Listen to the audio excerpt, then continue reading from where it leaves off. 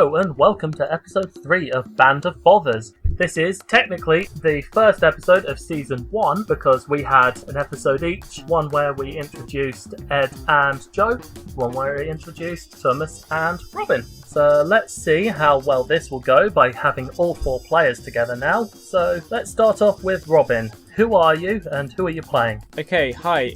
My name's Robin. I used to do a fairly regular podcast and then that disintegrated for one reason or another. And I currently work at a Starbucks, which is great. I am playing the half-orc paladin called Eliso. She has strength 16, charisma 16. She is huge and beautiful and she'll throw you through a plate glass window if you get on the wrong side. That sounds wonderful. Thomas. Okay, I'm Thomas. I'm the only foreign guy here, and I'm a game dev working on a project, wink wink, and I'm playing Barlam, a human rogue of middling age who's smart, suave, and has no combat skills whatsoever. So that's it. Ah, no, you did pretty well in your last session. So, Edgar. Hello. Yeah, my name is Edgar, or Ed for short. I work in an annoying business that deals with complaints. I play the animus Alpheus, who was once a human but now has a dog head, doge head specifically, who's trying to find the memories that he's lost as a result of becoming an animus. He is a druid, specifically a wolf shaman, and he has a wolf called Snuffles. And Josephine. Hello, my name is Josephine. My job is far less impressive. I work as a lunch lady with children at a local school. I play a half-elf druid. My character's name is Frieda, and I have a animal companion named Teapot. Okay. And I am Stephen, and I will be your GM for this evening. How may I take your order? Last time we met the character Alpheus as we followed him as he left his home of Wolf Hill to find out who he was before becoming an animus. So he soon arrived in Finnegan, the halfling nation, where he ran into Frieda, who was a resident of the area. We saw Eliso leave the Church of Grazith to become a paladin. You reached a large port city down south in which you met the somewhat middle-aged human male, Barlam. You reached Aldwater. So, we begin at the city of Bathmont, the largest city in the northwest of the continent, and it is the capital city of southern Aldwater, Aldwater being the name of the country. It is an enormous city built by merchants capitalizing on its location to control all trade within the region. Land here is at a premium, and the buildings here are tall. That means towers are the architectural trend of the city. It is a glamorous and glorious city of fortune, as everyone competes to show off their wealth and importance like peacocks with opulent and very visual displays. This is seen most notably with the buildings and the way the locals dress. However, as it is truly a metropolitan city, there are folks from all around the world dressed in all manner of exotic and cultural fashions. A ship sails into dock, having come in from the east, and down the Grand Aldwater Canal. On board, amongst the crew, are 2 passengers who've never been this far west before. A young half-orc named Eliso, and the middle-aged human named Barlam. The ship docks, and you're met by one of the crewmen as the ship's coming into dock. Alright, so, this is your first time in Bathmont, am I right? I think so. I can't say I've ever been here before. Right, well, we're about to lower the gangplank, and a port administrator will come on board to record all who are entering. They'll be wanting to speak with you, so if you can just wait around, it won't take too long. I am prepared to wait. I've just been on a boat which involved a lot of waiting about, so I can wait for a few more minutes. Yeah. Should we rush off? Yeah, can I make a charge action? Like go against the grain completely, like just charge off to like a random forest nearby. Let's put Steve through his paces. Let's roll for initiative. Yeah, exactly. Like Who are you rolling for initiative against? The crewman, the port administrator? Let's just have like a scrap between me and you, just fight. It's called roughhousing. If you two want to have a little training battle, you're welcome to. Nah, she's got like muscles and I've got old skin. I will throw him through a plate glass window. Oh yeah. You do have silver crossbow bolts. That's going to amount. I'm not a werewolf. No, Doesn't but need to be silver. do you carry like a sheet of plate glass with you? Yeah, I've also got a stunt team with me at all times. Okay, right. Eliso, you haven't actually really paid any attention to it because she just commands the presence of the room. But now that you're looking for it, there are two halflings carrying a sheet of window, ready to move them away when at a moment's notice. Oh, no. I look at that plate of glass very warily. Moving on. Okay. It would cost a lot of money for her to have halflings carrying glass around behind her. Yeah, and She's not even very peculiarly strong halflings, though. They have magic items to increase their strength. Okay. You soon see a tiefling woman come on board the ship. She's dressed quite smartly, wearing what can almost be described as a suit, carrying a clipboard and is handing some paperwork out to the first mate of the ship.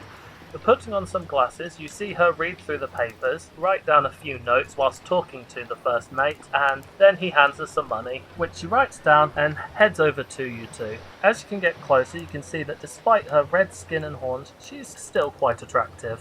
Good day, sir, ma'am, and welcome to Bathmont. May I please have your names and your business or purpose for visiting our fine city today? What's my business? That's a tough question because, can it just be tourist? She writes this down and looks over at Eliso, see what she has to say. Robin. Psst. Robin. So, what's the tune that you put on for tech difficulties?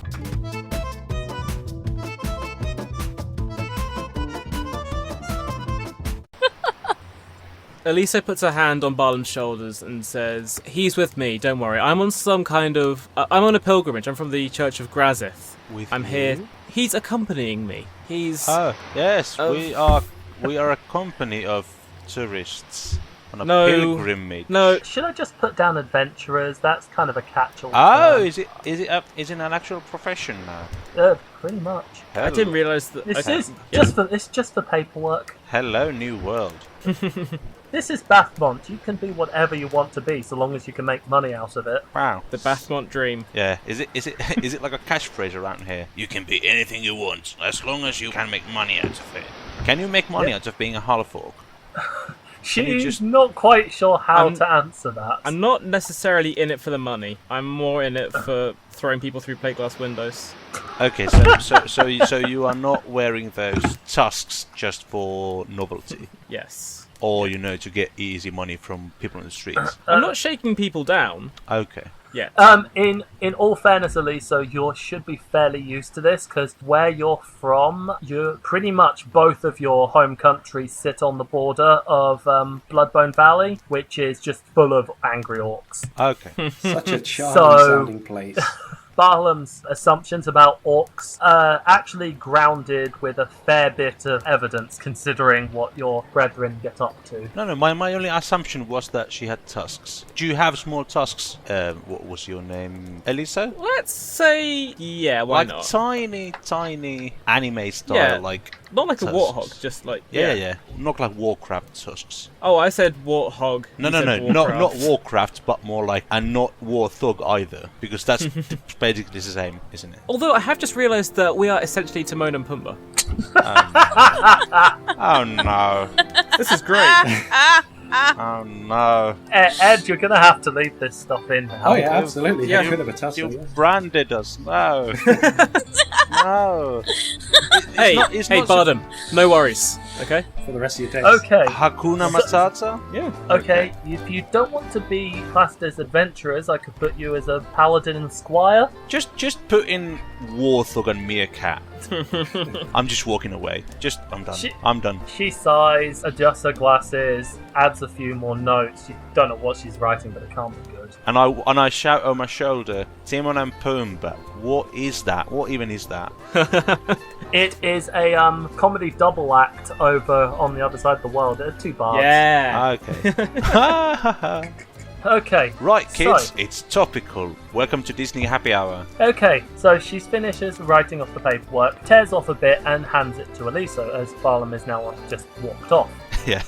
Bye. Okay, well, Bye. welcome to Bathmont. You're welcome to explore the city as you see fit. Though, due to the current political climate, the governmental district is off limits without express written consent. We do apologise if this becomes an inconvenience, but it is a bit of a necessary measure at this moment in time. Since you're a paladin, you might want to know directions to the local temple district. It's over in the northwestern part of the city, you'd be able to get a carriage there pretty easily. And if you're looking for any mercenary work, there's an adventurous tavern over on the Golden Hawk Boulevard where many fine folks such as yourself like to gather, find works, comrades, information, and so on. If you're interested, it's called the Drunken Dragon. It seems like, no offense, might be your kind of place. It's a great name. Yes, do you have any questions? I don't think I do. Does Barlam have any questions? I shout from the distance, I don't! Let's get on with it. Okay. Well, We'll be then fine. I will take my leave. I hope that you enjoy your visit. If you have any comments regarding my performance today, there is a kiosk over there, over along the dock front, in which you may rate my performance. Thank you, and have a lovely day. With that, she gives you a respectful bow and makes her leave off the ship. Come while you still can, you're going to be eaten alive by bureaucrats. Oh, God. Cannot be Merchant. dealing with red tape. Merchants do love their bureaucracy, so long So, as it stifles competition. as she catches up with me, I tell her that, what are we doing here again? I'm Well, not sure. remember that you kind of got chased out of your home Oh, by those McNally thugs. yeah. And you were forced to grab the first ship that you could that was departing. I do remember now that we had And to that- play here because you threw a guy through a plate glass window, didn't you? Sorry. Actually, she rugby tackled him through the door, but that's close enough. That's equivalent, basically. Like, if you deal with the son of a wealthy gang guy, doing anything to him is equivalent to doing the plate glass thing. I think he got on quite fortunate because my stunt team did, of course, replace it with a balsa wood door before we got there. Yeah, that's true. Like, it was regular glass, or that kind of plexiglass, which doesn't actually hurt or pierce you. Yeah, Exactly. That's very considerate. yeah, it was a good move. You pay them well. Anyway, So yeah, so- we should get a job or something, or find some other adventurers. Eliso does have reason to be here, though that reason was fairly vague. It was pretty much, we hear there's bad stuff going on, and we don't really have anyone over there to deal with it. Could you look into that for us, please? Thanks. Cheers. Sorting out trouble, knocking some heads. So, where do you two wish to head? I should go to the shrine first. Is there any cafeterias next to the shrine? Want me to find out? Yeah, let's go. I'm not exactly a shrine person. Unfortunately, I am, so you it's- just got to deal with that. Like it's all the weird overtone throat singing that I don't like I can do it otherwise, but if there's like a weird it's like, yeah, just sounds weird. I'm afraid of it a bit. You have been told that due to the massive size of the city, the quickest way to get there will be through the carriage service, which is kind of like a fast travel around the city, and also probably the safest way to travel, well, at night at least. Suddenly, dragon. It is now early winter, so night does roll around a lot sooner these days. Okay, so with you two now getting off the ship and heading off to the Temple District, I will jump over to another ship that is arriving in port a little bit earlier than you did, but really not by much. Joe, Ed, Alpheus, and Frieda. When you land in port, your ship is subjected to the same inspections as the other ship was. You wait on deck for the port administrator to come on board, and much to your surprise, a very tall Minotaur comes on board. He's not like your normal bull Minotaur, as he resembles more of a yak, completely covered in long fluffy fur, almost like a giant teddy rather than a fearsome warrior like most of his kin.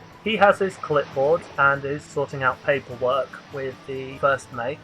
Okay. Once that's done, he comes on over and bows to you both, gives you a big Minotaur grin. Good day to you. Hello. Good day to you, sir, madam, and welcome to Bathmont, the city of gold. Quite literally? Well, it's called that because this is where people come to make lots of gold. I'm required to ask for your names and occupations for the purpose of bureaucracy. Well, my name is Frieda, and this is my friend Alpheus. We're here in Bathmont to visit another druid. Taking the words right from my mouth there, yes.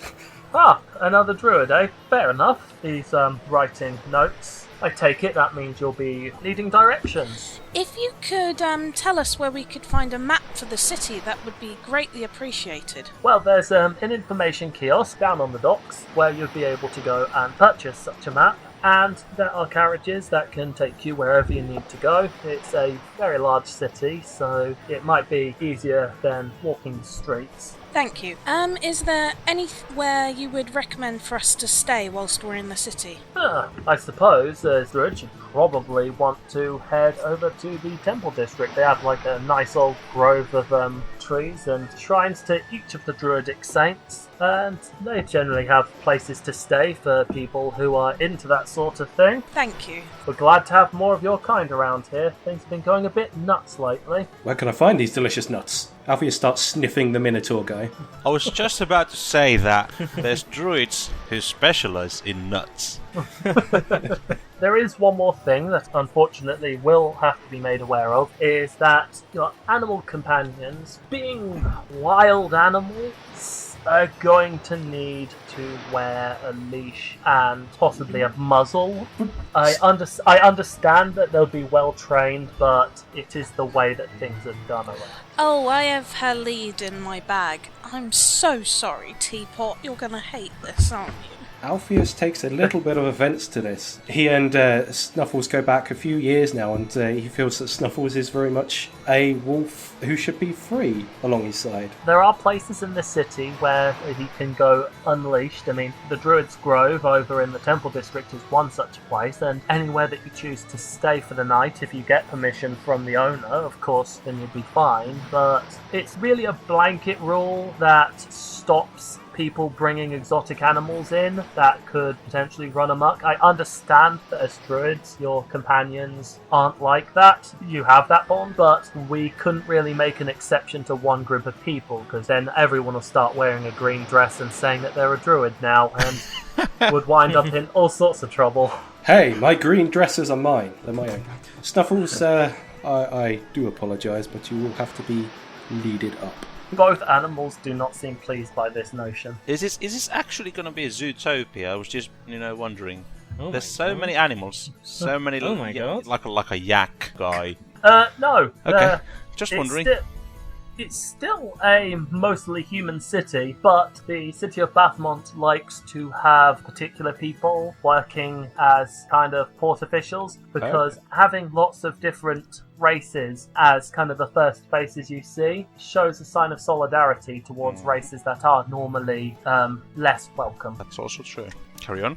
As you two leash up your rather disgruntled pets, he finishes writing off your paperwork and tears off the bottom and hands it over to, I guess, Frieda. Thank you. I'm just looking at my lioness and he's giving me quite a mournful look.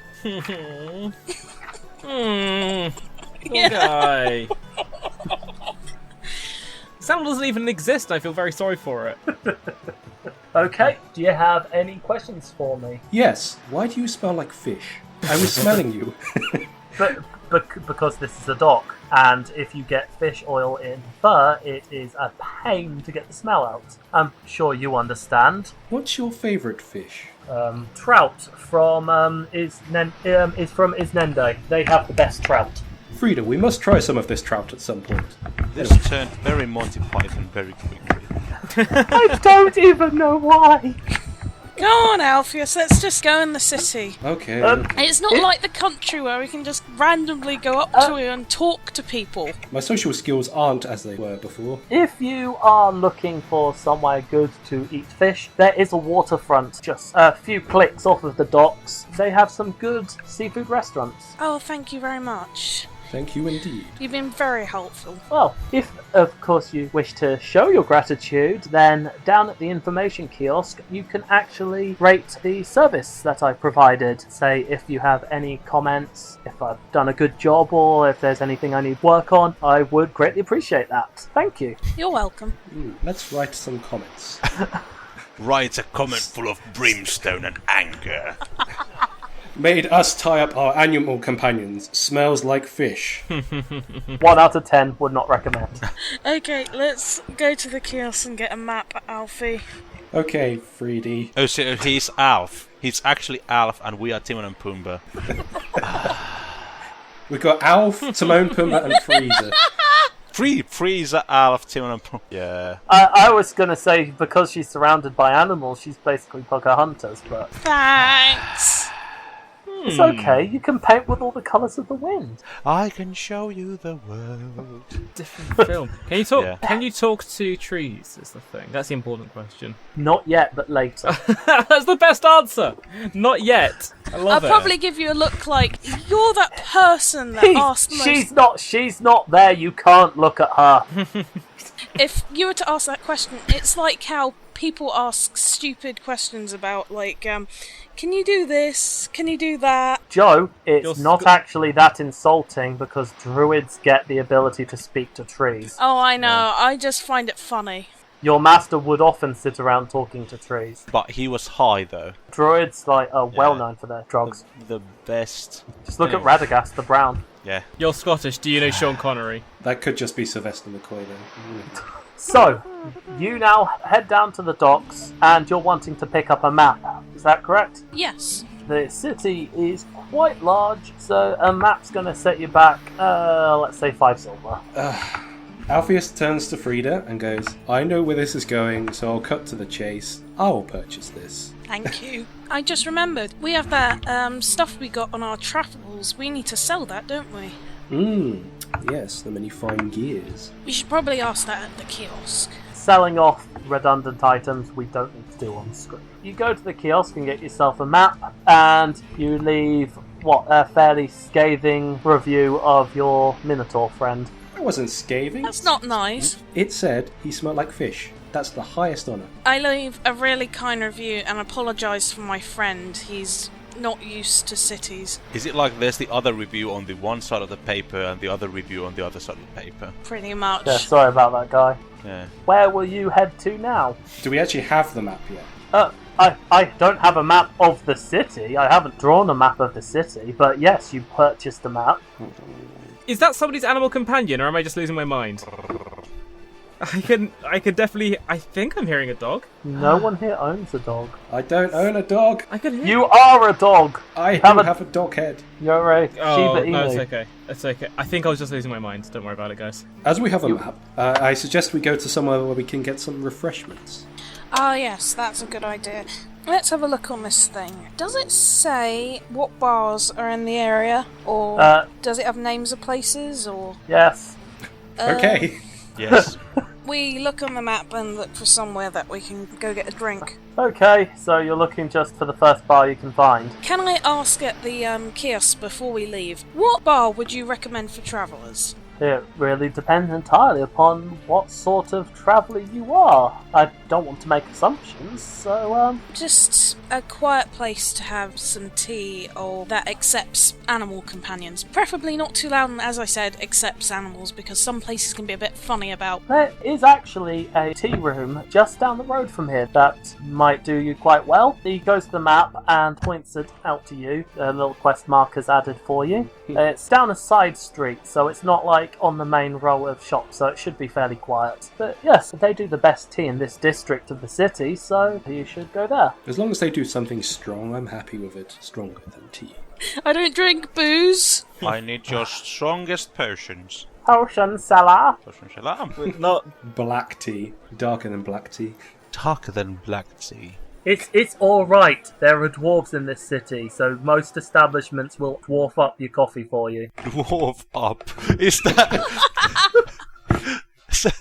Isn't that almost racist? Like, or speciesist? Like, I'll dwarf up your coffee right proper.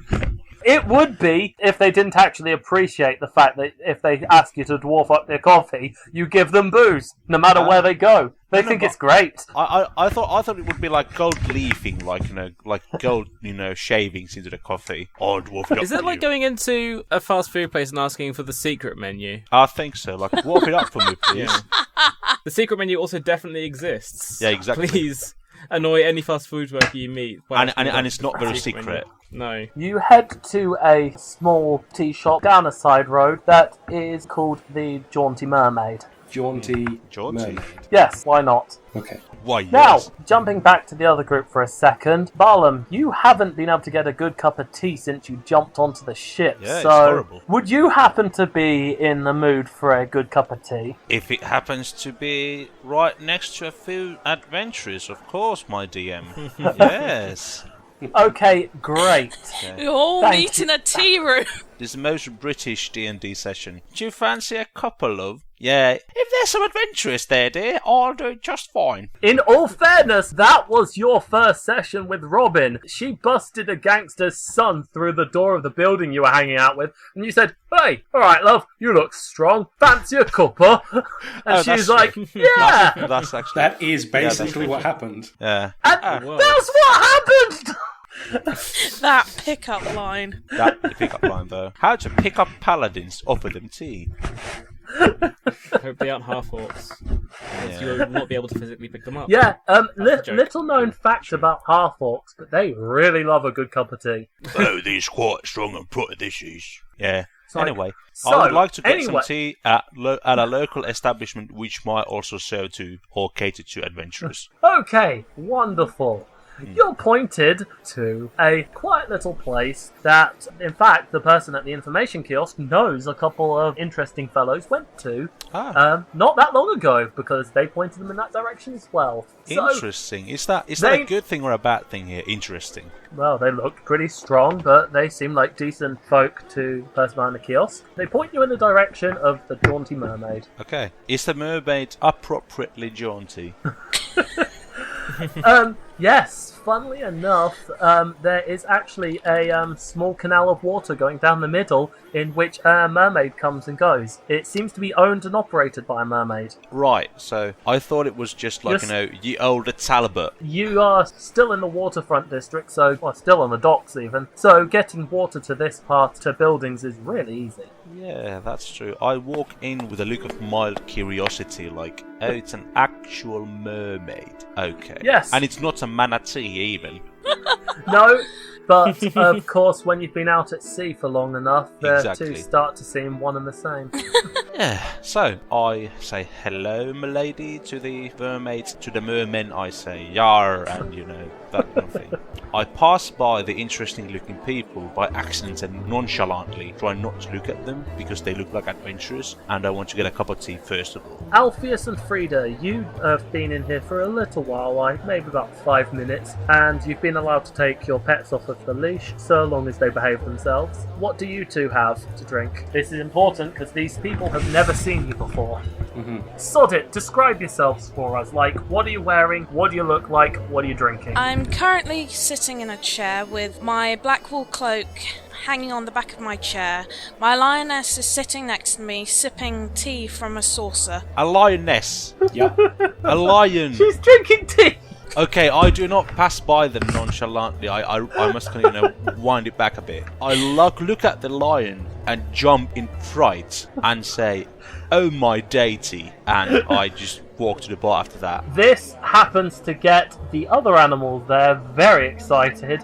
Why don't you describe? Describe Snuffles for us. Snuffles is a lovely northern wolf of the white variety, pure white wolf, very excitable, and is literally looking up, wagging his tail at Barlam who's walked past. If you imagine, like, in a game, whatever game you're playing, like in a platform game, where you get the double jump thing, when you level up enough, I got that just now because I jumped at the lion and then I jump again at the wolf, and it's a double jump because I have enough dexterity so I can do the double jump.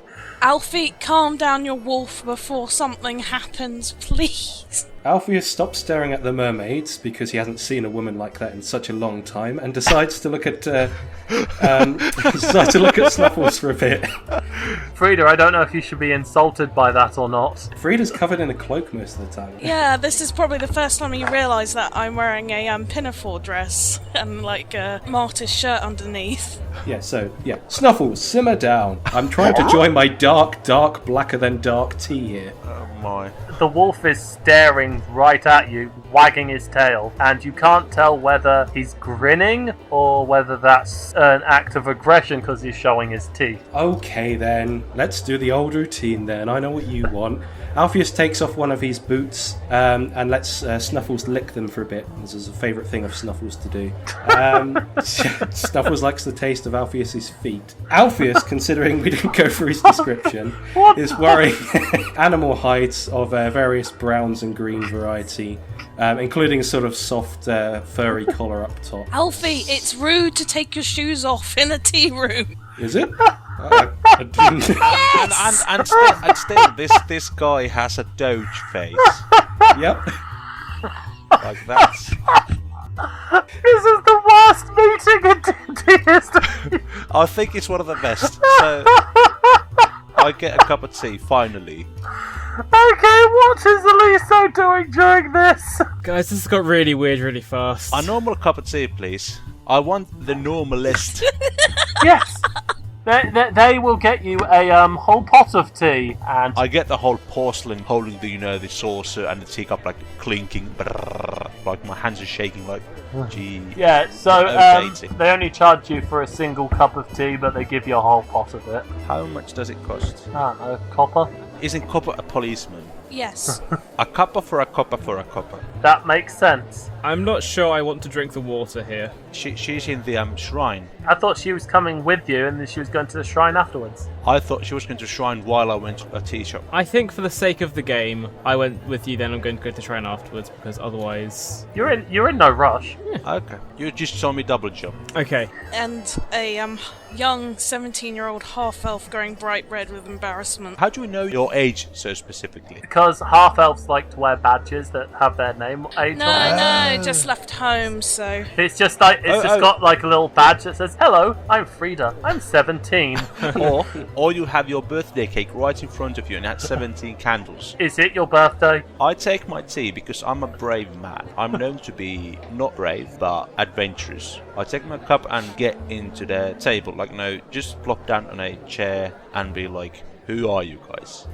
Eliso takes a sit alongside them as well. It's mostly quiet, but she's also keeping an eye on the animal companions because she's seen them before, but she's never seen them on leashes before. That seems to be a new one. She's never seen them on a tea house. Yeah. Well, I don't know. You might see like a Rottweiler in a British pub, like a dog. Yeah. But you can't see a bloody lion and a direwolf. Also, where you're from, you are really far away from where lions would be from. Wolves would be pretty common. Both of you would have seen regular wolves, maybe white wolves, but you'd have never seen a lion before. She's getting used to seeing all sorts of strange creatures, and it's not just, for example, the Minotaur or the mermaid, it's also a lion. So there you go. No, do not be afraid of my wolf Snuffles. He is not going to bite you at this moment in time. Is he not? No. If I command it, he will not bite. Have you commanded it? Snuffles, don't bite. Thank you. It's that easy to just command one of your animal companions, then why are they on leashes? Rules of the city. It's a government regulation, I think.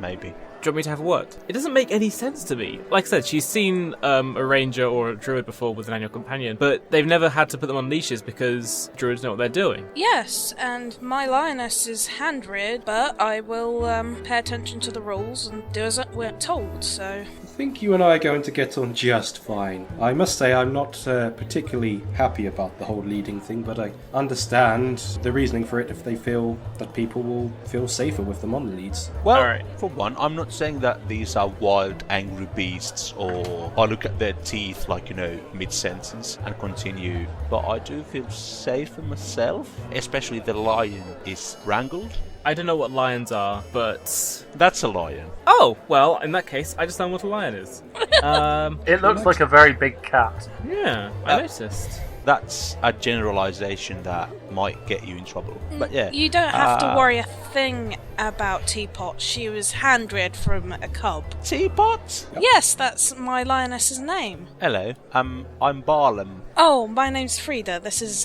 my friend Alpheus. Good day to you. I do a double take as the dog face speaks. He smiles and his tongue comes out. He's panting in happiness.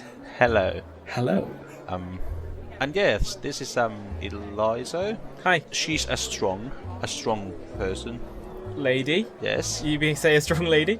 No. I meant to say she's a strong. She's a strong. Oh, okay, that's understandable. Also.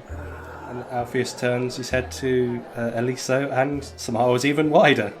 I keep looking out the window. I'm trying to see if any city watch are walking past because I'm really confused about why these animal companions are on leashes. Can I try and find somebody so I can get these to have their leashes taken off? I look at Eliso and I'm begun to know her during our trip on the ship, and I look at her in the eyes, denoting that are you actually gonna start a thing now? She nods.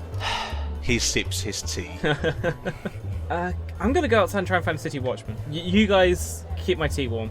Certainly, if you're going to... How do we keep your tea warm? You can figure it out. Alpheus just puts his hands around the mug of the tea. Like a little tea cozy. Question, do you have normal hands or do you have paws? No, I have normal hands. It's just my head that's dog. No, I'm not going to ask. Never again. You're starting a thing. I'm making this into a thing now. Oh no. Oh my god. What? You're gonna start a permit service, aren't you? Okay. Oh, I'm sorry. I thought we were playing Dungeons and Dragons.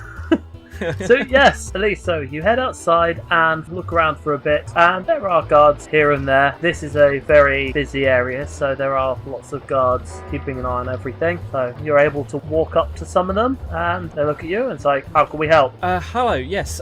My name's Eliso. I'm a paladin of Grazith, and I've got some companions in there, and for some reason they're animal companions, even though they're incredibly well trained, are being forced to wear leashes, which I don't... You've known them for 2 minutes. You don't know how well they're You're trained. not Anyway. here! They don't know but that. I'm sending telepathic messages to her, like, just... anyway. Yeah.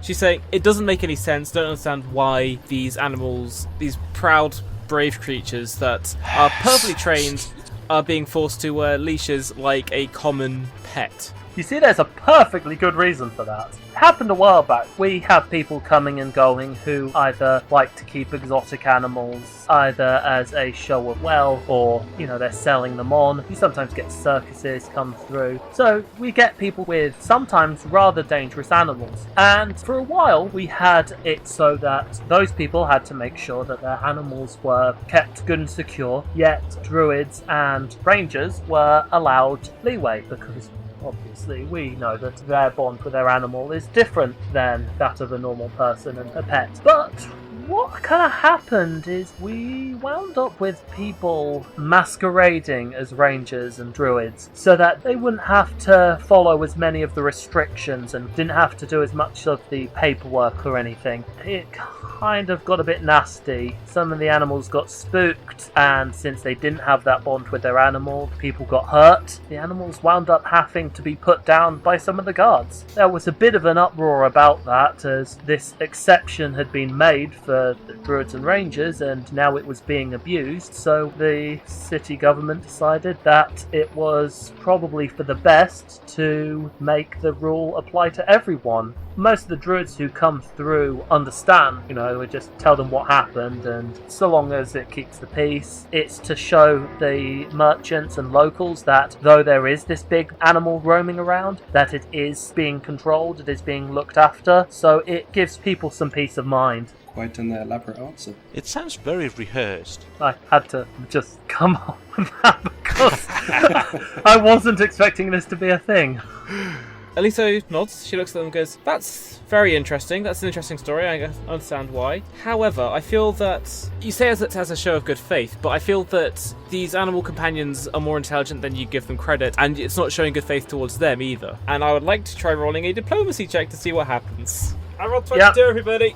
The guard, who seemed quite applicable to begin with, he seemed quite understanding. He just lets out a sigh and he's like, you have a point. How about, if they can prove that they're intelligent or, tame, then how about we take the leash off? It's not quite as simple as that. The problem is that there's a lot of bureaucracy to everything we do. What I can do for your friends is I can put through a special exemption request to have the animals be given a permit as to not require a leash. However, if I get the paperwork and file it today, they won't have that permit until at least a day or two. Yeah, I could probably push it through because that's kind of a fairly minor thing, but they wouldn't be able to have that at least until tomorrow. Eliso is stunned that the level of bureaucracy in the city can have that taken care of in just a day. That is incredible. I'm stunned even by proxy. I couldn't even hear what you're saying, but I'm being stunned by bureaucracy being shut down. My teacup shakes vigorously. Okay. She nods her head and says, that would be exceptional. Yes, thank you very much. Okay, before you go, I'm going to need to know the names of your druid friends, what animals they have, how long they have had the animals for, and where they'll be staying. Oh, I don't know any of that. I don't say that, though. You can roll a bluff check if you want to make it up. I'll say, no, it's okay. Come with us. They can tell that all to you themselves. And I lead them back towards the tea house. When I see policemen, I'm just like hiding behind it. Yeah, and I come in with 2 cops and I point towards Barlam. Oh no. Oh. And then I whisper something to the cops. Already? Oh. I'm old and I'm tired of this. And I'm not even old, I'm just like 30, but I'm still tired. I look like 60 now. Did you actually whisper something to the guards and point out Barlam? Yeah, I point straight to the table Barlam's sitting at and say, yeah, that's the 2, and they've got their animal companions with them. Of course, Barlam can't really hear that from where he's sitting. Yeah. Okay, fine. One of the guards takes out his little notebook and heads on over, looks at the 2 people who he are guessing are druids. Okay, they're the ones who aren't trying to hide away from him, and he introduces himself and announces that your friend has made a request for them to have a leash exemption, and he can fill out the paperwork for you and try to push it through, but you'll just need a bit of information. Alpheus's ears prick up at this, and he stops lapping up his tea with his tongue. Oh my god! You were lapping up your tea. Okay. Yep. Okay. And Frieda? Hello, my name is Frieda. This is my lioness. I've had my lioness since she was a cub. She's hand raised. Yeah, she's hand raised, but how long have you actually had her? Oh gosh, I wasn't actually sure how old she was when I first got hers, but she needed. Well, how long have you had her? Well, Lions reach adulthood at the age of 3. okay, so she'd be somewhere around 2 then, wouldn't she? So you can say you've had her for a year and a half. Yeah, about a year and a half, little over a year and a half. You are blowing this for me. I talk to these cops. I say, oh, it's fine, we can get the paperwork rushed through. Then, how old's your lion? Oh god, I don't know! It's like, I just found her on the street. I only got her today! Okay, yes. I've had her since she was a small cub. She's about 2 years old now. Okay, and you, sir? Snuffles, my wolf, has been in my company for just over 2.5 years now. Okay, and your name, sir? My name is Alpheus. You may call me Alfie. Okay, forgive my asking, but you're not from Wolf Hill, are you? Is that a place? Come on. It Wolf is. Hill. Wolf Hill. I am indeed from Wolf Hill. From, just outside. I reside on a farm called Digby's Farm. Right, okay. But might be a bit problematic, but we can see what we can do. is there anything else we can help you with, officers? Well, there is going to be some administration fees, particularly if we're steamrolling it. There's no such thing as a steamroller, especially if we're rushing it through. So I'm going to need 5 gold to cover the costs and get this out to you as quickly as possible. 5 whole gold pieces.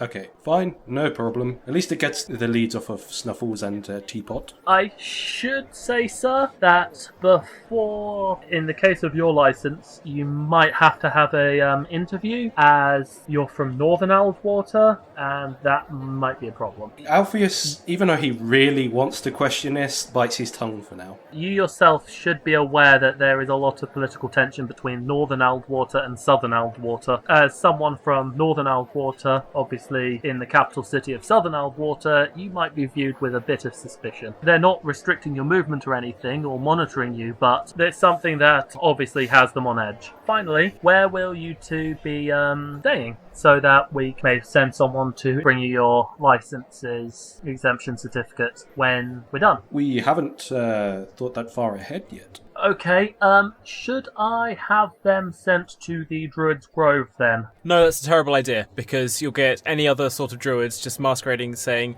no, I'm a druid, and Eliso saying, send it to the Temple of Grazith. Okay, we'll have it sent to the Temple of Grazith then. They're just round the corner from each other, so that's not a problem. Who's going to pay him the gold? Alpheus has already said he'd pay, to be honest. Okay, take it from your inventory. The guards will leave and take care of that. Okay, well, thank you for your most passionate interest in our animal companions. Eliso? Eliso. Thank you very much. You've been so lovely. It's okay. You know, I'm a paladin representing the Temple of Grazeth, and I feel that I should do whatever there is in my power to, you know, represent the temple. Kill evil, represent the right to not wear leashes, and kill evil and represent the temple. And I feel that I can either do that on a micro level or on a macro level. And I haven't found any monsters to kill yet, so I can do it on the micro level by helping you two out. Well, thank you very much. Yes. She leans over the Paladin as well. table and looks at the two druids and says, "Well, I see, I think we're friends now." Yes. Alpheus, Thank you. Yeah, Alpheus leans over and licks Eliso on the cheek. That's very forward. Alpheus, that's not common courtesy. Is it not? No. I thought it was. Only My apologies if I've offended you. Only a man and wife do that. No wonder people at Wolf Hill didn't like so you. now Christ. you are man and wife. Can I put Alpheus in a headlock and give him a noogie? Because I feel that's what I would do in this situation. Can I run away screaming? Absolutely not. I grab you by the back of your collar. First things first, would Alpheus resist? No. Yay! Then yes, you may. You don't need Cool. to make a check for that. Exactly what I do then, in that case. I slide away. I'm so sorry. He's not used to being in the city. I'll slip away for a pipeful outside. I really don't know if I want to just like grab you by the collar and pull you back onto the seat, I'll be honest. I think your hands are full of doge. Yeah, it's true. So I'll just slip away for a smoke. See ya. Smoking's Okay. not cool, guys. Don't smoke. Smoky. Okay, so to get off topic for a moment, I'm sorry. I did a cosplay photo shoot recently, bought a packet of cigarettes because it fit the character thing. Here's the thing, okay? Smoking does make you look cool. I'm sorry. I hate to admit it. How dare you? Except for the yellow teeth that you get from it, the wrinkled skin, and that god-awful stench. Well, that's why I didn't light the cigarette. I just held it in my mouth. It's a metaphor. Kids, don't be like me. Yeah, don't cosplay. Just stop it. Just don't. Vaccinate your kids. Anyone? After Alpheus has been given a noogie, he says that I kept your tea warm. I'm going to sniff it first, but otherwise, yeah, I'm okay with that. I actually think he might have just had a spell that could have done that easier, but Oh, okay, that makes sense. no, he used his hands, so Yep. he didn't. I didn't need them for my tea. I just licked mine. I appreciate it. Not to worry. I suspect your friend will be back soon. I hope. He's not gonna go far. A fellow like him could probably look after himself in a city that he knows, but considering this is the first time he's been to a city like this, he's probably going to want to get the lay of the land before he runs off on his own, you know? That's not a problem. We're actually newcomers to this city, who you can obviously tell. So what brings you here? Pilgrimage, essentially, to spread the word of Grazeth and to adventure forth and travelling with, well, she points to the delinquent sitting outside smoking. Travelling with him because that's what you do. You get companions, you travel with them, you forge friendships. No, I understand entirely. I mean, Frieda here, she started her own druidish pilgrimage quite recently, and I've been accompanying her too, so it's actually rather similar. Yeah, I've just left home, so it's all new for me. So, I returned from my smoking adventure, and after a mint, I returned to the table. So, have we stopped shenanigans yet? Absolutely not. Shenanigans Oh, we will go. only stop when I stop. And suddenly Luc- Alpheus has a lucrative. crossbow bolt in his head. Are we gonna go in a more lucrative set of shenanigans? I'm listening. What do you mean? Well, I am very poor. Hence the lucracy. So, there's supposed to be a few things to do around here. Well, we are in town for something that we need to do first before we get on to do other things. We heard of some trouble in, where was it, Alpheus? Was it the lake?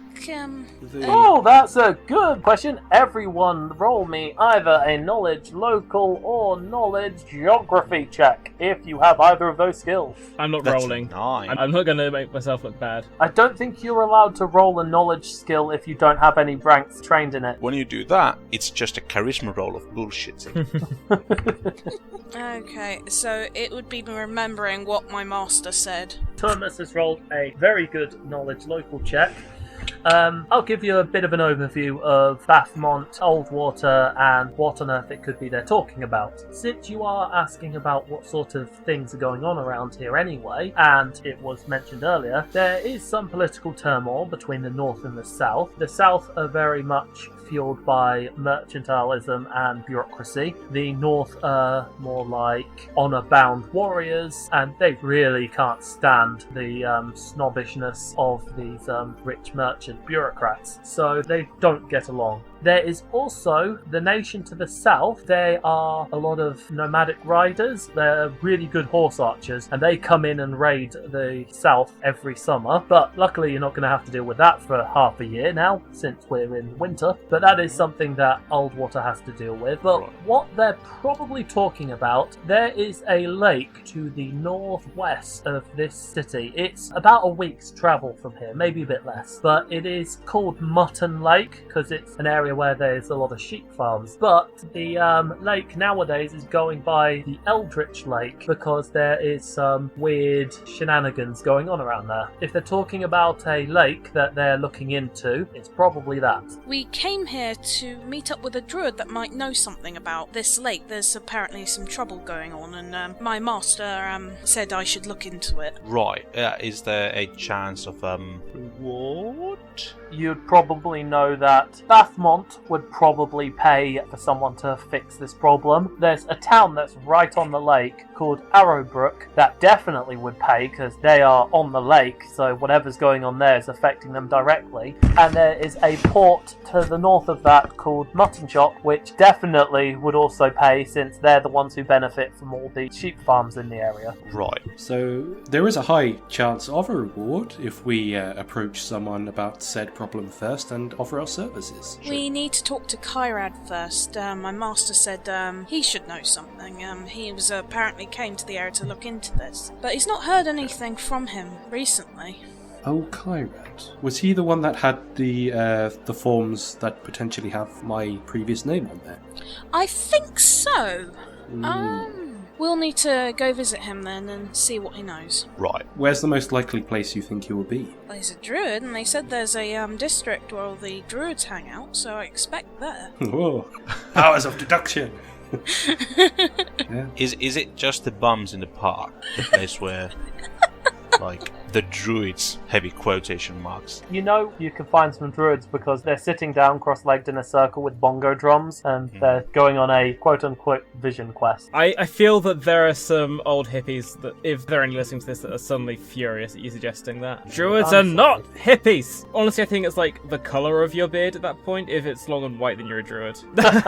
Or a wizard. At this point, I'm just baiting them. I hear that druids listen to a lot of podcasts for making powerful enemies. Meanwhile, back in the Jaunty Mermaid. Oh god, I forgot that's what I called it. Bloody hell. Barlam and Eliso were also told that a good place to get information and find people is that Drunken Dragon bar as well. So that's always an option. Should we go to another bar then, guys? I'd quite like to go to the Shrine of Grazith, I'll tell you. Okay, you're not gonna come to a pub crawl. Not yet, no. He's going on a tea crawl. Yeah, dwarfed up tea crawl. Dwarfed up tea. Is there like a gamer variety? This is ridiculous. Maximum tea. Yeah. If you're happy to accompany us, and if we're both happy to accompany them, I guess we can be as a group. Sure. Yeah. Sounds good to me. Sounds okay to me. Sounds good to us. You'll get some rewards. Oh yeah, we can do that. Yeah. No, this is good. That means that Barlam gets to get paid and I get to do the right thing, so we're both happy, right? Getting paid is the right thing, don't you? Yeah, I do whisper in like Druidic in Alpheus's ear. Just, we don't know these people, but I just ask him not to be so trusting. You've got to be careful. We're in a city. We don't know people. I whisper in Cockney to Eliso's ear, where deep shit are we?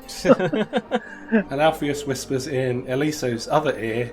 In what tongue? In just Doge. Yeah, in Doge tongue. Wow, such adventures. Yes. This could be a lot of fun. We should also keep our guard up. We don't know who these people are. Wow, and you have a lion. Oh yeah, I have a lioness, sorry. They seem nice enough anyway. Alpheus heeds Frieda's warning and smiles. Eliso just looks to Barlam and says, we might be in quote-unquote deep shit, but... You started half of it, don't you know? I did, but maybe you guys can help get us out of said shit, you know? I hope so. Yeah, we can accompany you. It should be fun. Yeah. There's not going to be any shenanigans. There's going to be no trouble. It's going to be great. Oh, no trouble at all, Alpheus says, picking a flea out of his fur and eating it. That was gross. I told you I am not happy with combs. Let's leave. I'm strength 16. I'm going to give this guy a bath one of these days. I'm strength 17. All right, so it means it's competitive. Oh, arm wrestle! Let's go! I've got wisdom 14. I know when to back out of a really weird group. I'll get to level 3 wizard, learn invisibility, and just vanish. I'm intelligence 8. I don't know when to back out of a weird group. Again, I think that might be wisdom. You only know how to push farther into the weird. Let's just keep going and see what happens, you know? Yeah, there's got to be a bottom here somewhere.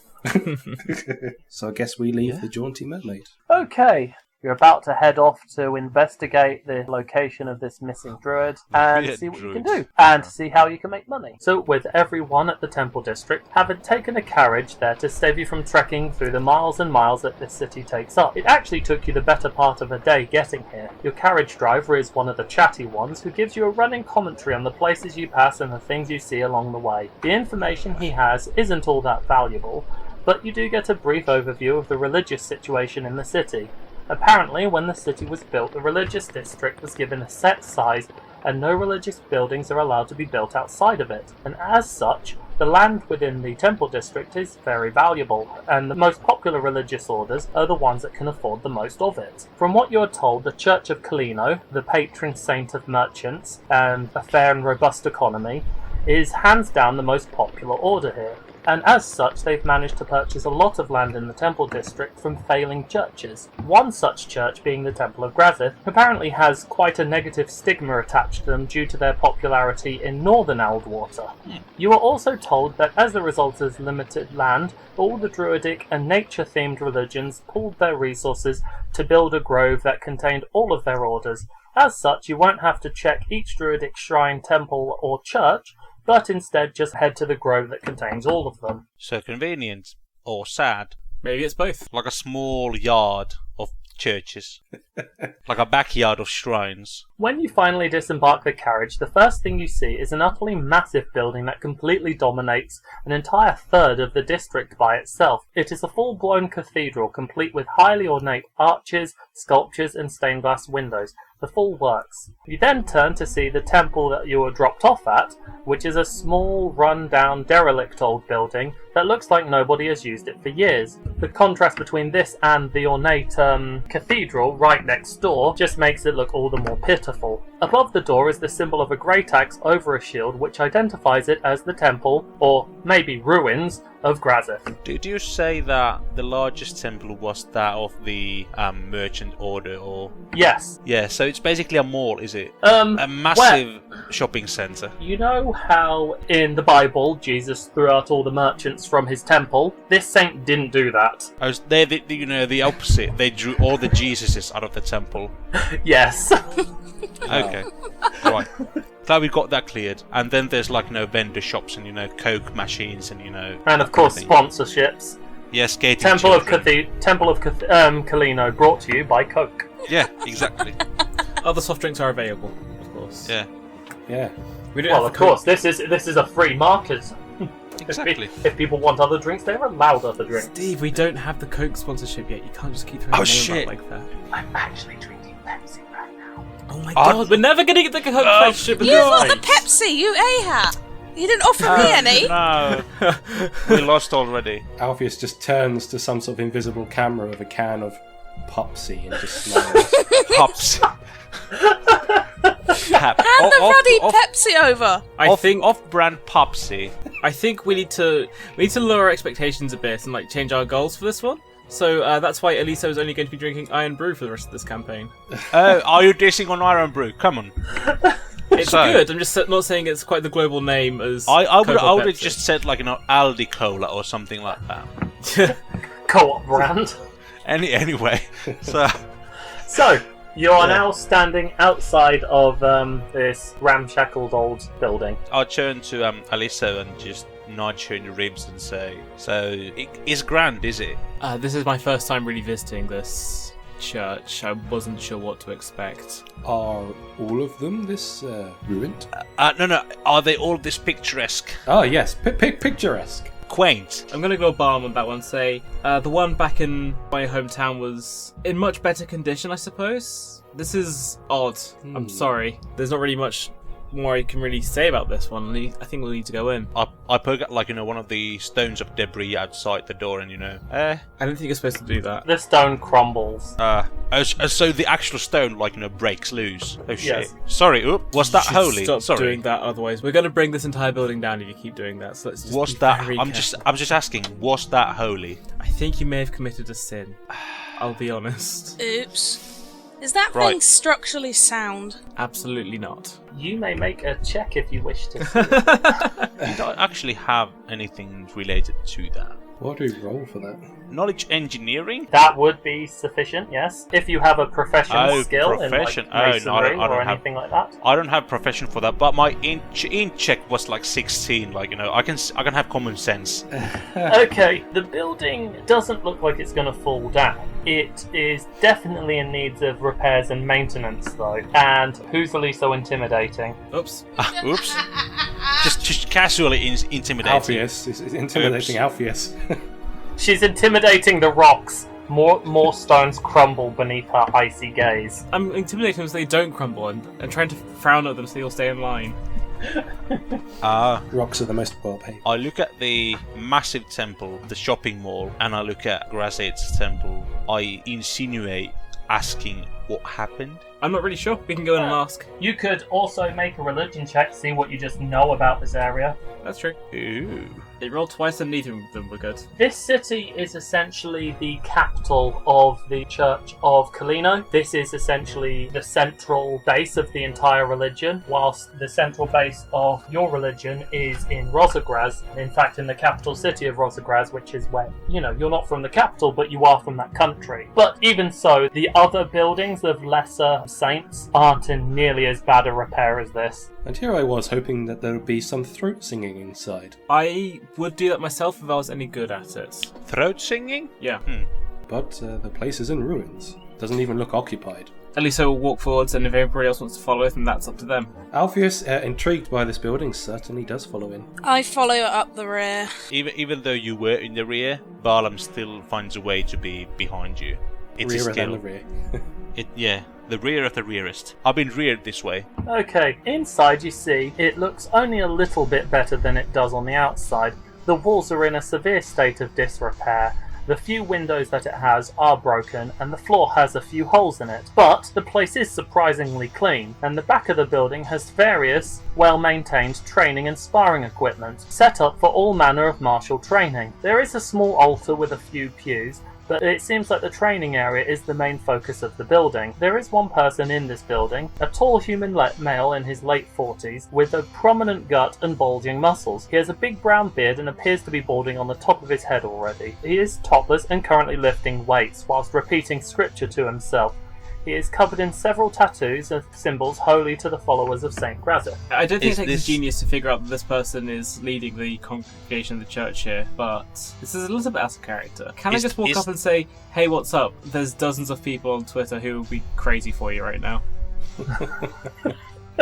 Is this real? I asked Eliso. I don't understand the question. I mean, Eliso, you do know that pretty much every temple, church, or building, anything related to Grazeth, normally has some manner of training equipment there. It's a very martial-focused space. So there's a middle-aged man who has a crisis of aging and is training here. Maybe not a priest, maybe a squatter, maybe a hobo. I'm fairly sure this dude's the priest. Is it? Doesn't look like a priest though. Doesn't look like any priest you've ever seen. Welcome to Grazeth. He smells like sweat. That's because he's probably been sweating a lot. It's rude to say that someone smells bad. My nose picks up all kinds of things. What am I supposed to say? I clear my throat and address the man. Hey, what's your biggest lifting amount? How much do you bench? Okay, Eliso turns to Barlam. Eliso turns to Barlam and says, did you just walk into the Temple of Grazeth and ask the priest here, do you even lift, bro? Yes. In a roundabout way, but yes. Dost thou hoist, brethren? Eliso leaves the rest of the group behind and walks up to the priest, getting down on one knee to bow and humble herself before the church idol. Okay. Now, figure out how the hell he's going to react to that. Do you even lift, bro? I'm asking So- of his, if it's holy in this church to train yourself. I'm asking what's his status in this church. How high of a priest is he? How high can he lift? He could bench press you bench pressing 300. Okay, let's leave it at that. Oh, so he's kind of a middle management priest. I don't. What? Like 300 pounds is not that much as deadlifting or bench pressing. I said he could bench press you bench pressing that much. Ah, So while you're lifting that, he could pick up the bench set that you're lying on, and hoist that above his head. okay. 400 pounds is a bit, more impressive. And the chair. Oh, like 450. So he's Sure. like mid-high or high and middle echelon. Anyway, we're quickly off the beaten track here, so let's Yeah, go it's back called on course. podcasting, Stephen. He finishes quoting whatever scripture it is he's saying, and finishes his current set of reps, and then puts it down. He turns round to face the lot of you, and with a big welcoming smile, he says, "Why, hello there! Welcome to the Temple of Grazith. She's bright blessed. What brings you all here today?" Eliso stands and goes to shake his hand, as is customary in the Temple of Grazith, of course. The firmer the handshake, the higher your devotion to God. Is it the predator handshake? It is the predator handshake. Yes. Both of them, they grip, they squeeze, their muscles bulge. It is manly as hell. Unironic Dylan! close up. Oh, sorry. I think calling it manly might be considered. Yeah, only one of the people knows a man. misogynist, considering one of them's a woman. So I'll say it is macho. Yeah. No, macho implies manliness from the Spanish something. Maybe hearty or strong. Swole. Swole handshake. Yeah, that's the word the kids use, isn't it? Machismo Swole. is the word where it derives from. Wow. Yes, it is definitely very swole. We do that. Yeah. Once done, he laughs and pats you on the back. He's like, welcome. So good to see one of our kind here. Come on over, pick up some weights. So while doing some curls, Eliso tells. This is very natural for the Church of Grazith. They have conversations whilst working out. Eliso tells the gentleman that she's also worshipper of Saint Grazith the Protector, and she's in fact from Russell Graz herself, and she's here on a pilgrimage. Just finished your training? You couldn't have come at a better time. We're certainly in need of some help around here. Alfie smiles and walks over to where the other two are, I'm wishing to greet them. Yeah, I'm just scratching the head of my lioness as she seems a bit shocked at the sudden loud noise. And I encourage her forward just to show her there's nothing to be afraid of.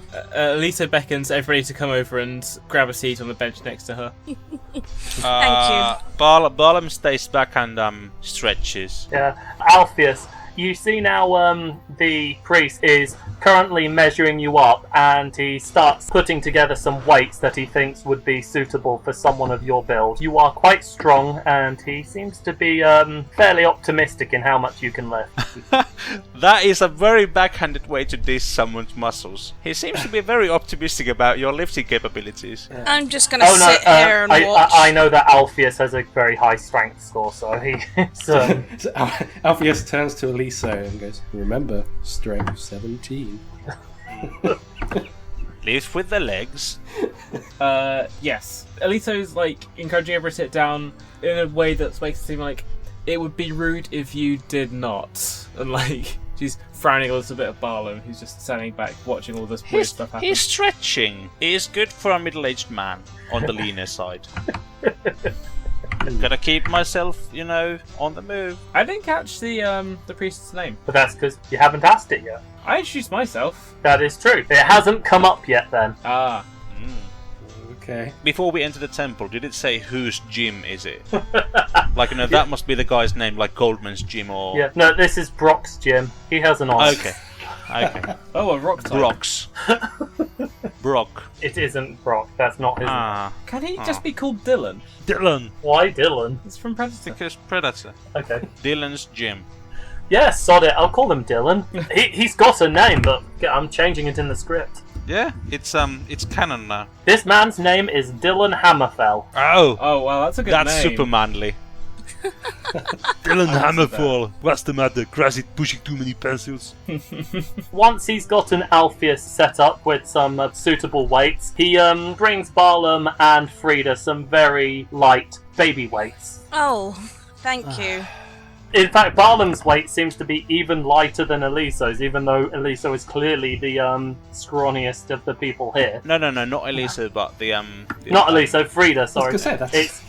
Yeah, so Sorry, basically, I'll have you know, I'm normal strength, but I don't like lifting. I do calisthenics. I'm not Thank you. much of a fighter. Well, It's customary around here. You don't have to, but I'm obligated to, so... And then he heads back to where he and Eliso are working out. is that why you are in such good shape?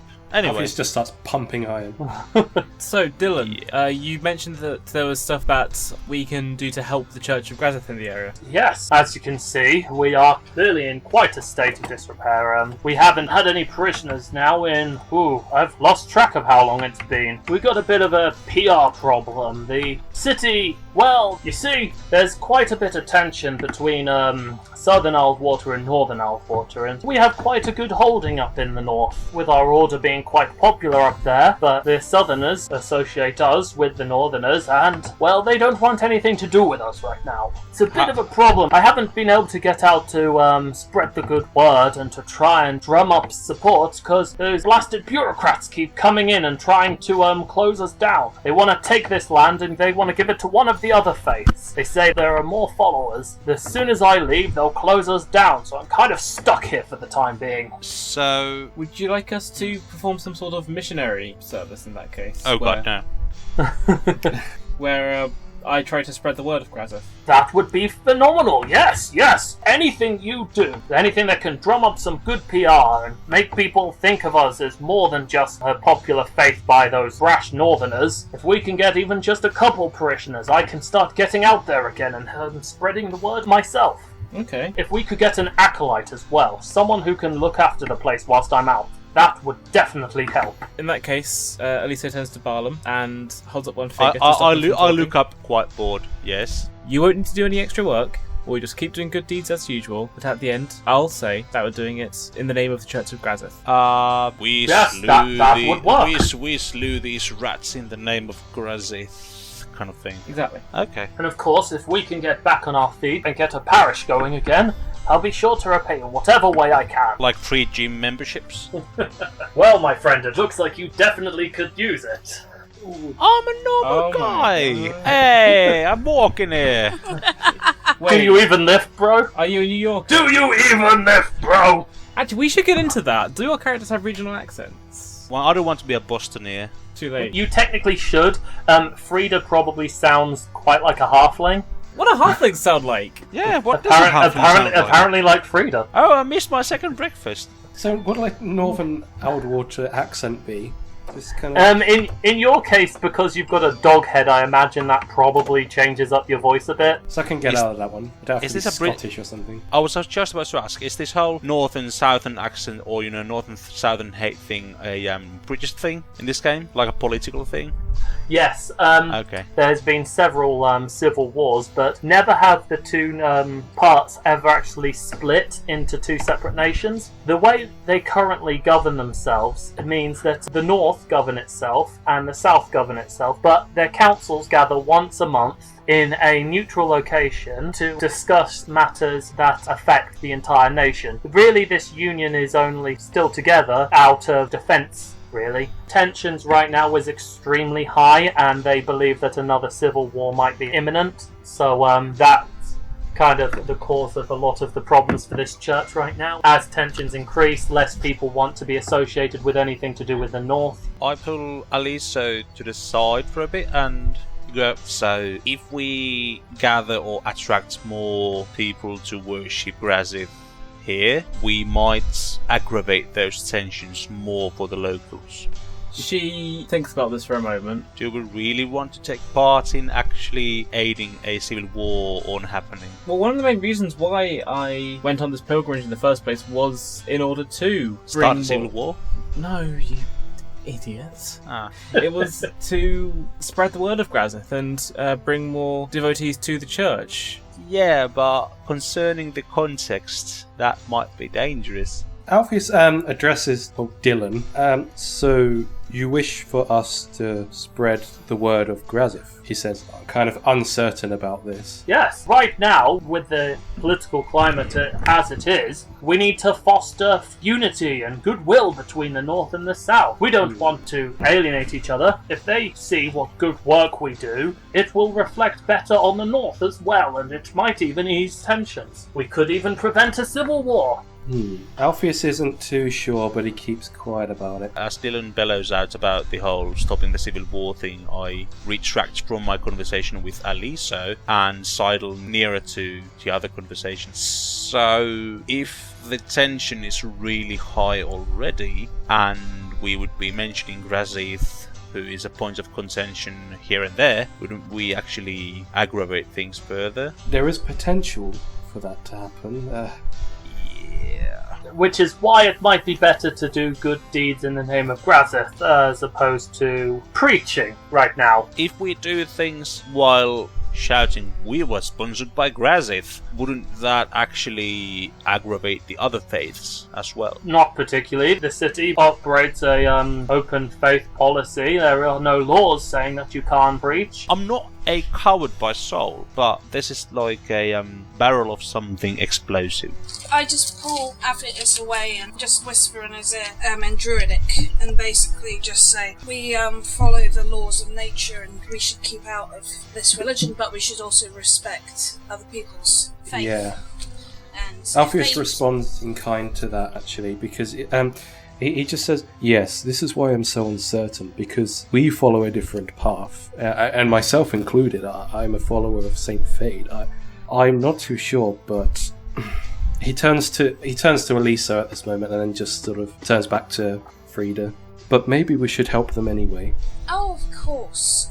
After all, I mean, like, this paladin did so much to have the leash law removed from our animals. Do you want to call the next civil war the civil war because of that guy who made leash laws more lenient? Lenient leashes! One thing for Alpheus to consider, part of Fade's whole shtick is education, caring for the young, all sentient and intelligent life, but also hope. Hope is part of his patronage. Say, I've been around for quite a bit more than many of you, like, many other cities. I'm kinda not sold on it, I'm sorry. Well, Alpheus does actually head over to Eliso at this point and puts a hand on her shoulder and goes, I've decided. If you decide to help the Church of Grazif, then I will help you too, because of what you have done for us already. She looks back to Barlam, and although he's made some good points, she can't just turn her back on the church and her entire reason for coming to the city in the first place, Maybe it's time to build another temple in another area, not here. Or maybe I can spread the words of the temple, but not necessarily in the city. Maybe I just... But what use is it then for this area? Unity. Yes. I'm the cold voice of cynicism. Oh no, dude! It's like 30 degrees centigrade outside. It's way too hot, and I can't think straight. Okay, I'm trying at the moment, but I'm roasting. Yeah. Eliso, some of the tenets of Saint Grazith is, as you know, that your people are protectors. That's kind of the whole central focus. You're guardians, you protect people. But your faith does value personal independence, and they also value community. That's part of what you protect: a person's independence, a person's community. Those are things you should consider. And with your religion check, I'll give you some extra information on Kalino, the prominent religion here. Yeah. His shtick is pretty much revolves around monitoring trade, economy, and money to make sure that everything is fair. Whilst it is big on making money, it is very big on fairness. They do openly oppose people hoarding wealth for the sake of hoarding wealth. They believe that money should exist to stay within the economy, to keep it stimulated, to benefit everyone, which is why they're so popular. I have a positive idea, I just came up with it. So basically, okay. I'll say this to Dylan as well. What we could do is make up a deal with the Temple of Kalino to have them sponsor your temple, so that enhances the feeling of community here. And the temples working together to build a better society for all. Maybe do a quest for Kalino's faith in order to get a sponsorship for the Temple of Grazith.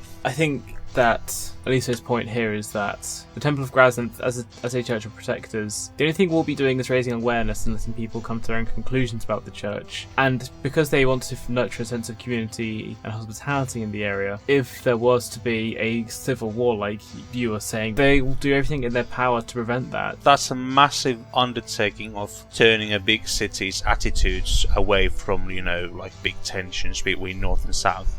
How much of a fuss do you want to raise about it? Exactly as much fuss as is necessary. I was afraid you'd say that. We'll do it. Do what? Do what? Just go shouting, Grazith, Grazith, Yeah, Grazith. essentially. Oh no. I'm not a cheerleader. I don't cheer. My motions do not contain cheer. It's very clear that Lady Eliso here is a paladin of Grazith. Therefore, whatever she does will reflect either for better or for worse upon our faith. So just go out and do good, heroic things. If you yourself wind up becoming a well-respected figure within the community, then that will also benefit us. That's a very optimistic worldview. And if you can find anyone who would like to be an acolyte, send them my way. Okay. Alright. But remember what I said when I warned you about the Civil War? You reserve full I told you so Optimism. rights. Of optimism. And I just stand here staring at you lot, thinking, what on earth? I don't follow a religion as such. I worship nature, to protect nature. Do you know what Barlam does every morning at a campfire? He looks at you and your lion and thinks, what on earth? Just by the fact we haven't had a campfire. Anyway. Well, He's been thinking that since you two met like a few hours ago. What's Yeah. wrong with my lioness? She's sweet. I hold her up so that you can see her eyes. Just look into her eyes. She's very sweet. I see a predator who's about to eat me. She does look quite disgruntled at being held like this. She's a teddy. So Barlam steps out, stumps his bit of tobacco on the floor, and let's get to it then. Okay. I may not be religious, but I'm happy to help others if it means helping nature. Wiping as many humans off, and his voice fades out as he walks out. Well, my good sir, Alpheus says, turning to Dylan, it seems you have most of us on your side with this. It's been a pleasure. Thank you, and I wish you the best of luck. Alpheus extends his hand because he really wants to, Manly handshake. before leaving. Hell yeah, you get a manly handshake. Yeah. That's why I was disgruntled, because I didn't get a manly handshake and it is my strength.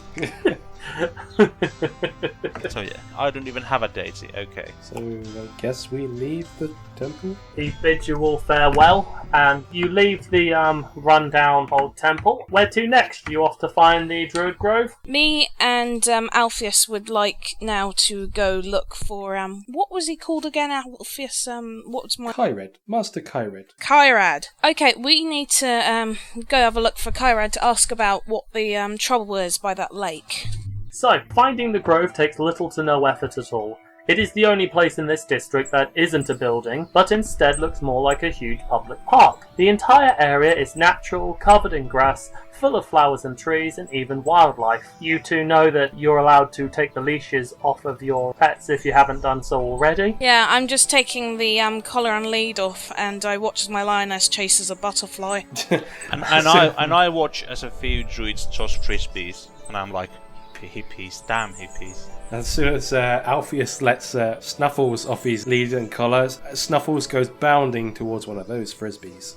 So yes, Alpheus and Frieda, you see numerous markings and runes dotted around to the place, hidden either on the trees or amongst the flowers. These are druidic words that only you guys are permitted to know.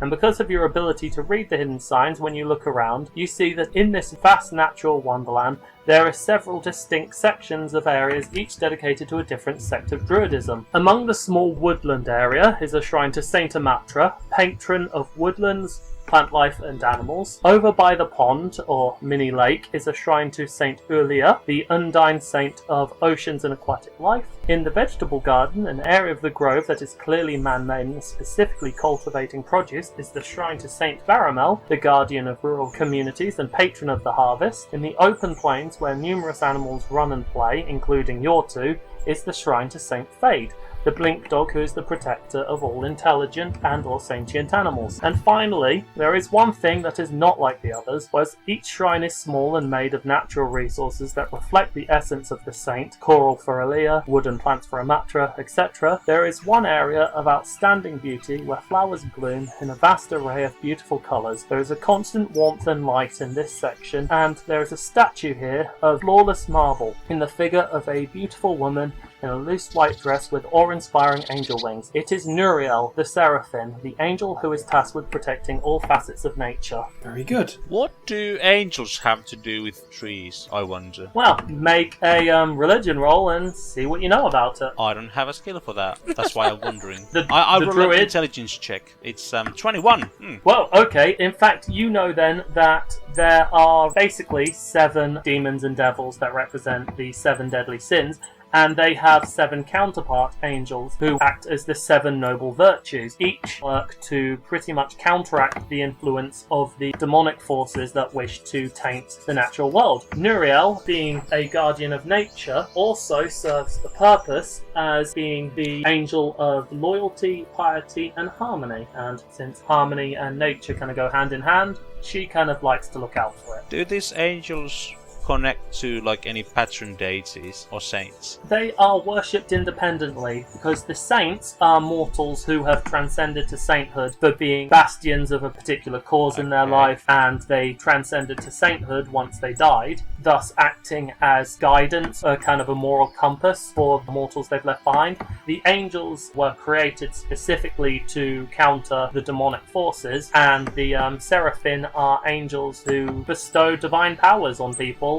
The Seraphim are the ones who directly get involved in the day-to-day affairs, like the saints, whilst the other angels kind of have their own job and do their own thing. So, Frieda, you said that you don't revere any deity, so do you revere these angels? I revere nature. Nature Okay. as a whole, as in life. I'm and just curious. Yeah, druids are capable of drawing their power from either one of the 4 druidic saints or the angel guardian of nature, or through meditation and harmony with nature itself. So you can either have more of an organised religion or kind of a more hippy-dippy approach to it. Okay. And Frieda takes the more hippy-dippy approach to it.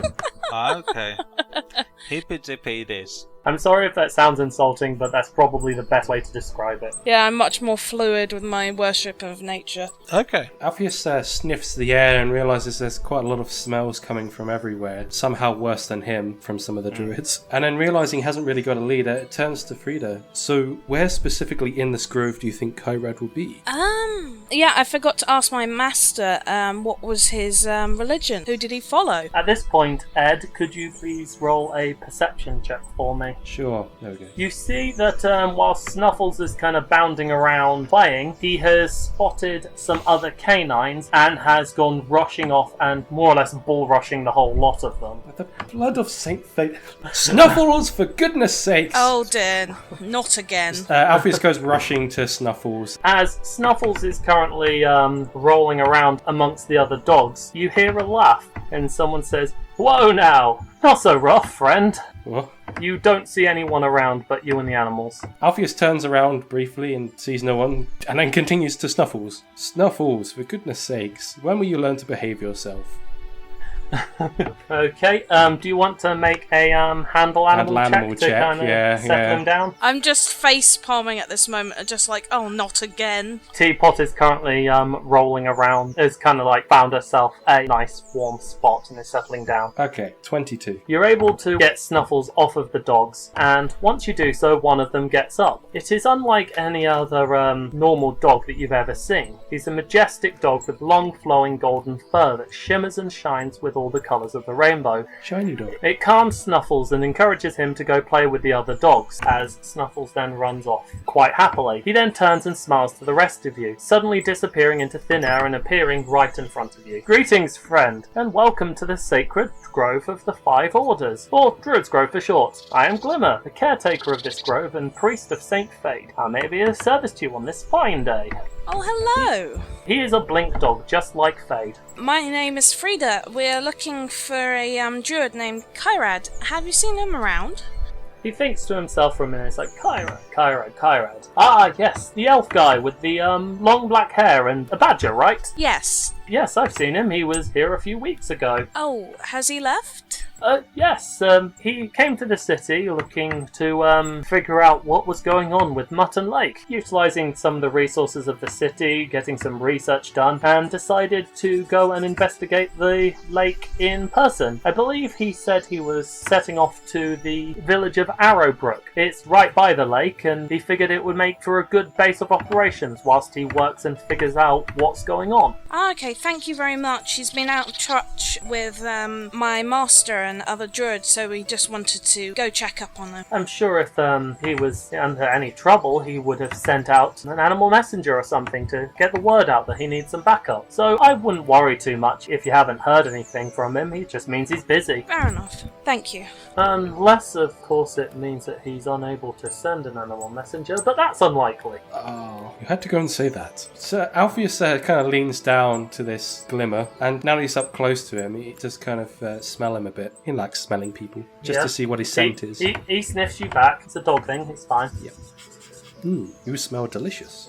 Well, thank you. And Alpheus just gets back up after that. Okay, so is there anything else I can help you people with? Just one more thing. As you saw Kyrad a couple of weeks ago now, you don't suppose you remember him having any lists or papers or any details with him? Oh, he had all manner of paperwork with him. He's researching an unusual phenomenon. He kind of had a lot of papers and notes with him. Did you so happen to know what he was looking into? Did he find anything out what was going on around the lake? Well, when I last spoke to him, he was under the belief that whatever's going on at the lake obviously isn't natural, but it wasn't a freak occurrence either. It's not one of those kind of random cosmic occurrences that can just happen by chance. He thinks that there's someone behind it. He was talking about maybe one of the mages from Elderspell. Okay, well, yes, thank you, my dear old doggy friend. You're very welcome. Glad I could help. As Barlam is licked by 20,000 dogs simultaneously, he says quietly, "Can we leave?"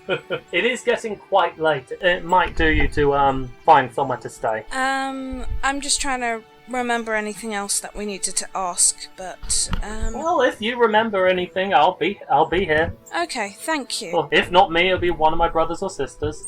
We should probably head off. We've had a long day and we should probably start heading in for the night. I call over Teapot, disturbing her from her nap. She doesn't look pleased to be disturbed. Yeah, I'm sorry.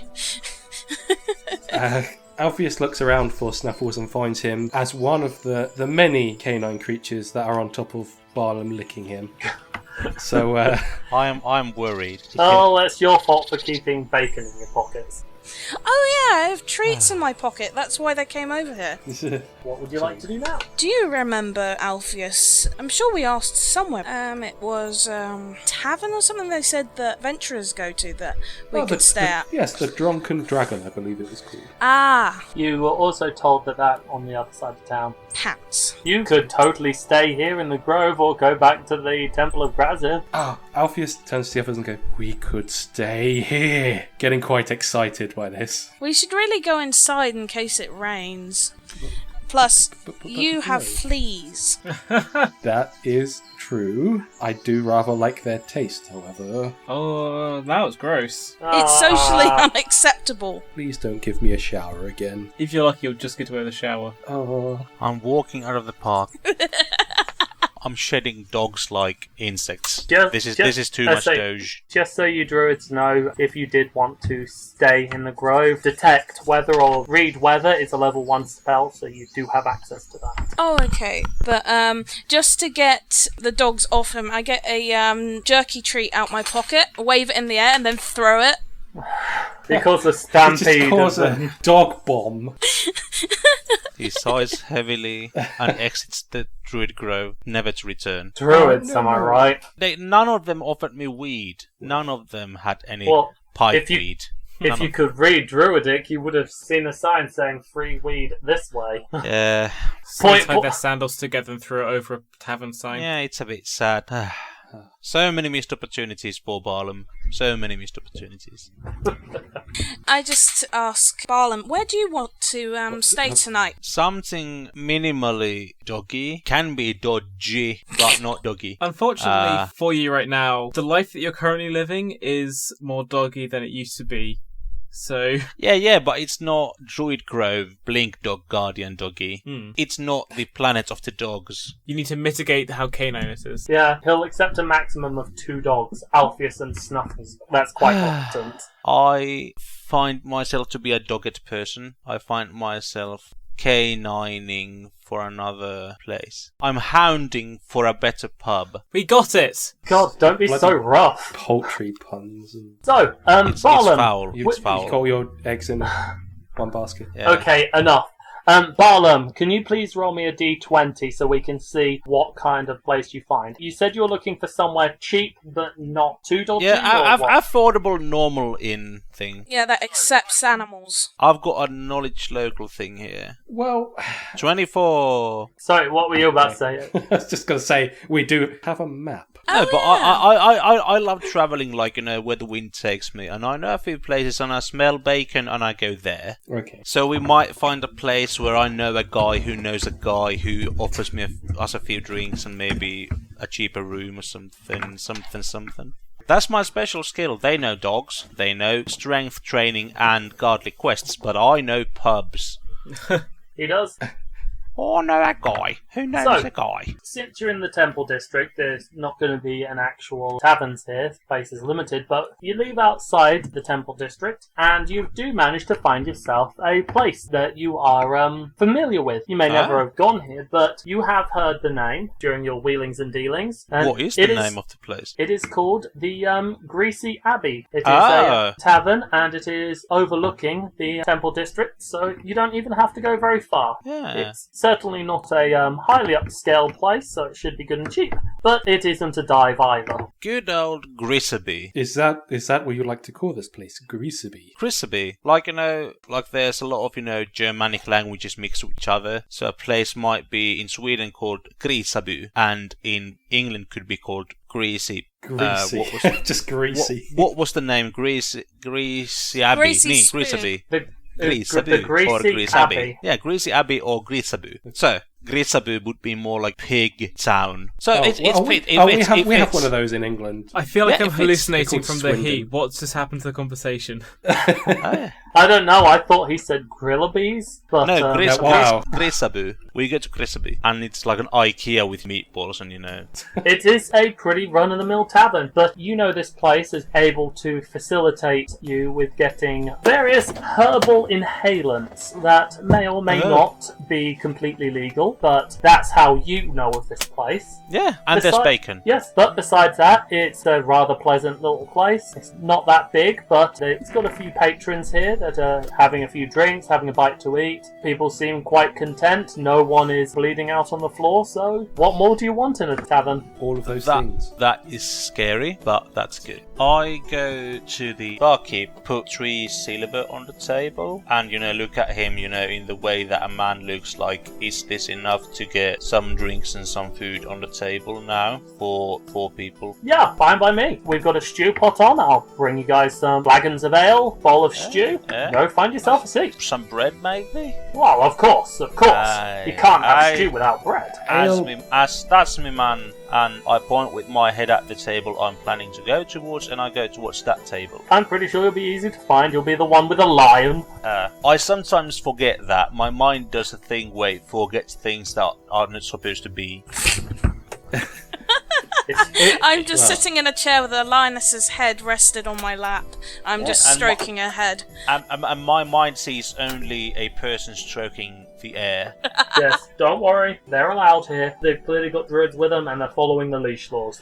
It's all fine. Okay. We've got no problems here. Okay. All right. Thank you. I'm less scared, but still scared. Alright, so you settle down into your seats, and soon enough the barmaid, a middle-aged woman, probably the innkeeper's wife, she comes over and brings you all a drink. Thank you. Thank you. I instinctively hold the drink up to my forehead to try and cool off a little bit. Oh, it's actually that hot, Robin. I don't know, honestly. In the game world right now, it's actually about October time, because Some very hot October.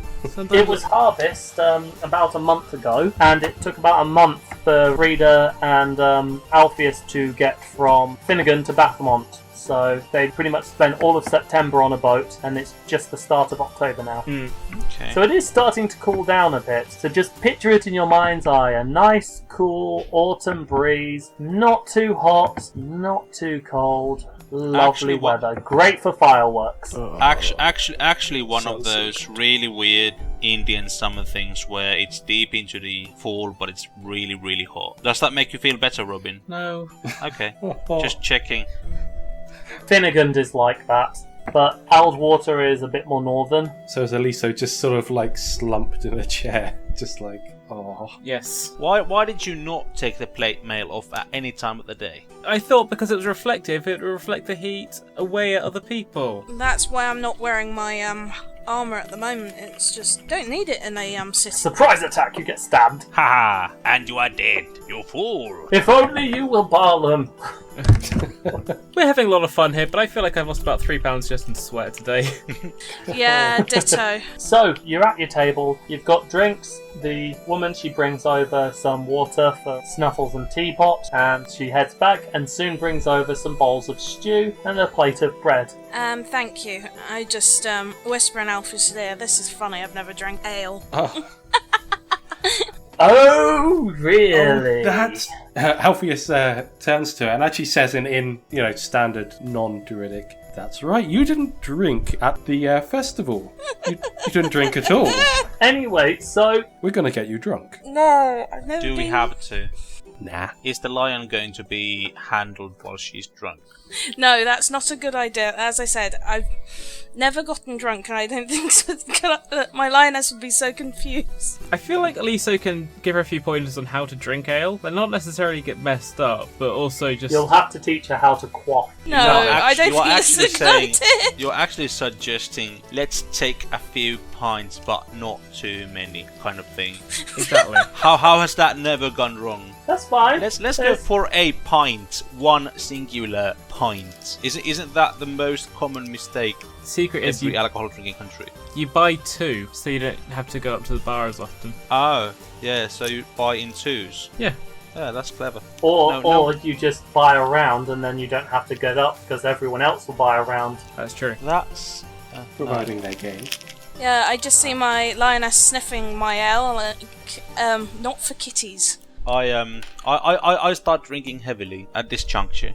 Not heavily in the obvious drunkard way, but heavily in the way that old men drink heavily. Like they subtly just drain pints after pints after pints, but no one really notices, and they are suddenly just drunk and telling stories of their youth. I take one sip and go, ugh. So That's how it the goes. first mistake you made there was having a sip. You don't want... Yeah. You want to throw your head back and then just try and aim the drink down your gullet. I just drink many long sips as an old man drinks. Eliso demonstrates. Actually, I'm 32. I'm not old. I'm the oldest of the party. You're playing your dude like he's in his 60s, just so you know. But I'm playing him like he's 32 in the Middle Ages. Like he's old. Like he's seen things because he's survived beyond 5 years of age. He is a man who has just had to spend the last hour hanging out in churches, listening to half-naked old men and magical talking dogs. I usually listen to naked old men in the sauna, like not training. Oh, you have a character now. Sorry? No, I'm assuming I'll say- you're in character. I thought... Oh, no. I was assuming it was- that Thomas was out of character and was talking about naked old men in the sauna. That's what Finns have to do occasionally. Oh, okay. Listen to old men, drunk or not, in the sauna, jabbering about. About Finland. Finland. Alpheus just laps up some of his ale, because that's how he has to drink. Doge. Yep. I just nonchalantly refill his mug with mine, just like, I'm not really fond of this. Oh, so Alpheus gets some more ale than he bargained for. If you're a drunk dog, are you drog? I am Alpheus the Drog. Yes, so, evening goes forward and nothing happens, nothing bad happens. No, it's just me sitting there watching you as you get more and more progressively drunk. Yep, everyone who is drinking throughout the night, roll me a fortitude save. Oh no, the dreaded D&D drinking fortitude save. What did we do to... Thankfully, I'm the non-drinker, so if you fall unconscious, that means it is unfortunately my task to drag you in your rooms. I got a 3. Just say we have a designated driver then. Okay, so, as Barlam has stated, he is the kind of person who knocks back more than you'd think. He's just kind of keeps getting more drinks. You sometimes don't even notice him leave, but he always has more drink. And he's very casual and laid back about it, but eventually it's all going to catch up to him and hit him the hardest, as he has been drinking the hardest. And he's got a constitution. Eliso handles her drink pretty well. She is merry, but that's about it. She's more concerned with making sure everybody else is having a good time. Drinking is very popular in the Church of Brazil. You're merry. Barlam definitely is, as the night gets on, gets very, very drunk. And Alpheus, you get drunk, but not nearly as bad as you were at the festival. Oh, that's good. I just laugh as I witness this. So do I just start licking random things? I mean, well, you tell me what you do. This is how drunk am I? You are fairly. Okay. You are fairly drunk. You know what kind of drunk your character is. I mean, are you a happy drunk, or an angry drunk, or a sad drunk? Oh no, he's quite a happy drunk. Yeah. Well, there you go. You're very happy then. So he's happily just licking. He keeps lapping up the ale from his mug, but eventually he's just sort of smiling and he's not really noticing, and he's just kind of run out of room where his tongue can reach, so he's just sort of licking the glass or the what is it, tankard or whatever, sort of randomly. Aren't doges smiling all the time, basically? Yeah. Sometimes they look scowl. like it. An angry Shiva is really funny to look at. I'm just throwing that out there. Shiba Doge. I'm sure it will happen at some point. There'll be an angry Alfie. Yeah, they look weird. I have to Google it now. Yeah. It looks funny. Band of Bothers brought to you by Angry Sheebs. Other dogs are available. Yeah, what we're going to do is about every 4 or 5 sessions we're going to change the type of dog he is, just for the memes. Really? Did you know, like, before we joked about the whole Shiba Inu thing, that Alpheus was going to have a Doberman head? What head? Doberman head. Doberman? Yeah. No. Yeah, exactly. He has to be a Doge. Yeah, so, yeah, I'm glad. Well, it's only because I made the joke. And I was like, yeah, okay, let's stick with it. I was like, what? Anyway, if it would be a Doberman head, it would be a Dogeberman. Dogeberman.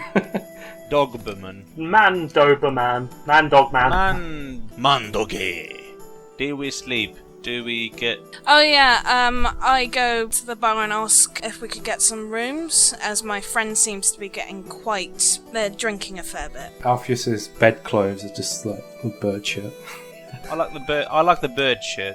Frieda, are you asking for 4 separate rooms, or like, are you going to have rooms with double beds, or what would you like? 4 separate single rooms? 2 singles and 2 double bedrooms, considering we've got animals with us. You're gonna share the bed.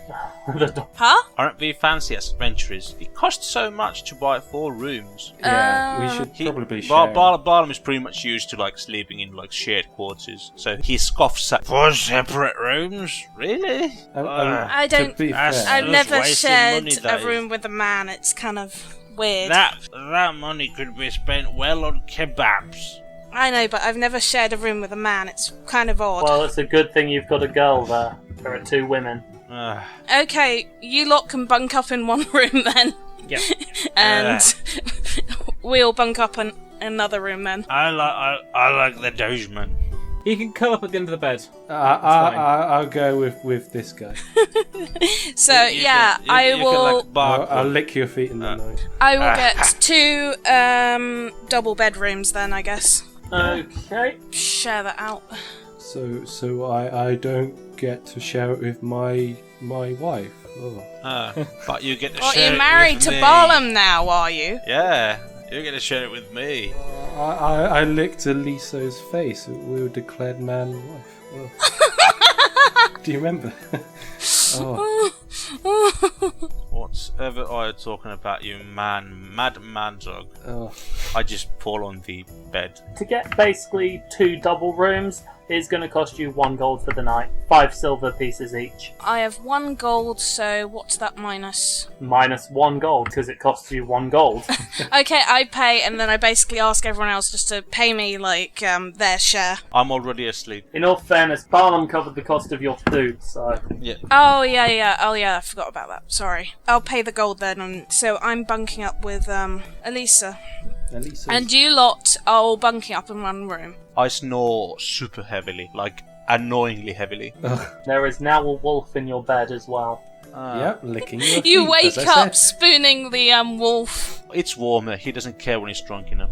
Yep. And yeah, I go back to my room for the night and with my Eliso. Linus. Yeah. And of course, Alpheus just sort of conks out in his Kiga-Doggeroomy and just In the snores dog away. pile. Eliso's happy to do some exercise before bed, and then is fairly quiet. I feel that she's probably a snorer, isn't she? Sorry. Barlam's snoring reverberates Through the walls. all of Alpheus' bed. It's like that old man really drunk, heavy snore, like amazingly loud for such a small man. Like it's been amplified and used as subwoofer for. Oh god, and with Alpheus's like ears. Oh. Yeah. That's like he wakes up like every so now and again really annoyed. And pulls an angry dog face. Yeah. Oh yeah, I don't need as much sleep as everyone else, do I? You're a half-elf. You need the normal human amount of sleep. Oh yeah, sorry. I got mixed up with something else. Oh, you But- got, With you, a full-blooded elf. you got the wrong genes. Oh, I've done that before. But yeah, I sleep in my bed with my lioness, so... Eliso's doing her exercises before she goes to bed. Sounds kinky. And you That's said correct. you snore loudly as well, so... We create fine cacophony with Eliso. We take turns so the snoring is like incessant and it doesn't have breaks. If you start snoring, the lioness is going to wake up and start licking you. Okay, so... That's his problem. Her problem. You do manage to sleep quite well in spite of the snoring. The beds aren't uncomfortable. I sleep fantastically. And facilities are fine. So, Barlam, could you roll me another fort save for your hangover? As an old man who is experienced in the ways of drinking, this save is very low, so you should be fine, but I want to see what you get. 8. Okay, so when you do wake up, you do have a slight hangover. It's not the worst hangover you've ever had before, but still... I smoke the right Still a things little bit right sensitive. away. And It goes away. you'll do your morning thing. Those of you who have rituals, which involve the 3 of you that aren't Yep. smoking. So yeah, the druid and the paladin will all do your morning rituals to get your spells, wash, bathe, sort out your pets. And Wash? You meet up downstairs again in the morning to decide your next course of action and what you want to do. And of course have breakfast. Alpheus smells something not explicitly sweet, but something exotic. You know that Kairad is in Arrowbrook. With your earlier knowledge local check, I'll say that you're easily able to gather that it will take a week to get there on horseback.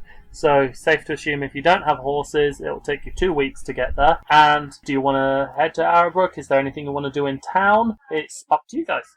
In town, it's just restocking fresh supplies and selling that stuff we got in that bugbear fight. I will find out what the things are for that. Okay, whoever's going to try and sell it, I'm assuming you're going to try and haggle. Whoever's going to do it, make me a diplomacy check. I can do that. I can do that because I'm good at it. You do have the gift of the gab, don't you? You are able to aid another, so if Eliso wishes to help, if the druids wish to help, any of you who have diplomacy, roll it. Oh, yay. And I'm the main roller and I rolled a 7. You are the main roller and you rolled a natural 1.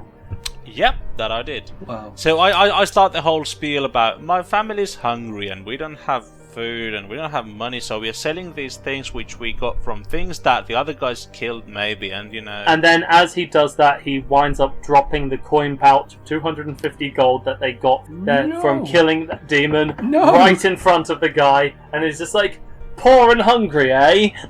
Where did we get 250 gold? Do I have that? It's in the party loot. Barlam and Eliso have 250 gold, which they technically split between them, but we hadn't sorted that out yet. So I took it as default, yeah. For it's shoved in party loot, but technically it should be on both of your character sheets. You should have 2 potions of healing, so that's 1 each, and 125 gold each. Okay. I'll add it to your character sheets once we're done here, Don't worry. Whilst you're trying to make your diplomacy about how poor your family is and how much in need they are of the money from this, you wind up dropping your pouch of 125 gold right on the counter for the shopkeep to see. I'm a gambler, and as this happens, can I get like a reroll? Because I have a plan of turning it around. I continue as the pouch drops, and I gather it hastily back to my, shirt and stuff it there. I say, "Oh, sorry, this is strictly for the funeral costs of my whole other family." I just children push who are into starved the... to death." Joe, let him bullshit. I want to hear him bullshit. So this was actually money that I, would have used to buy us a new home. But as we are destitute now, we have to use them for funeral arrangements for the kids that died because of starvation. So, Oh no! You're the worst!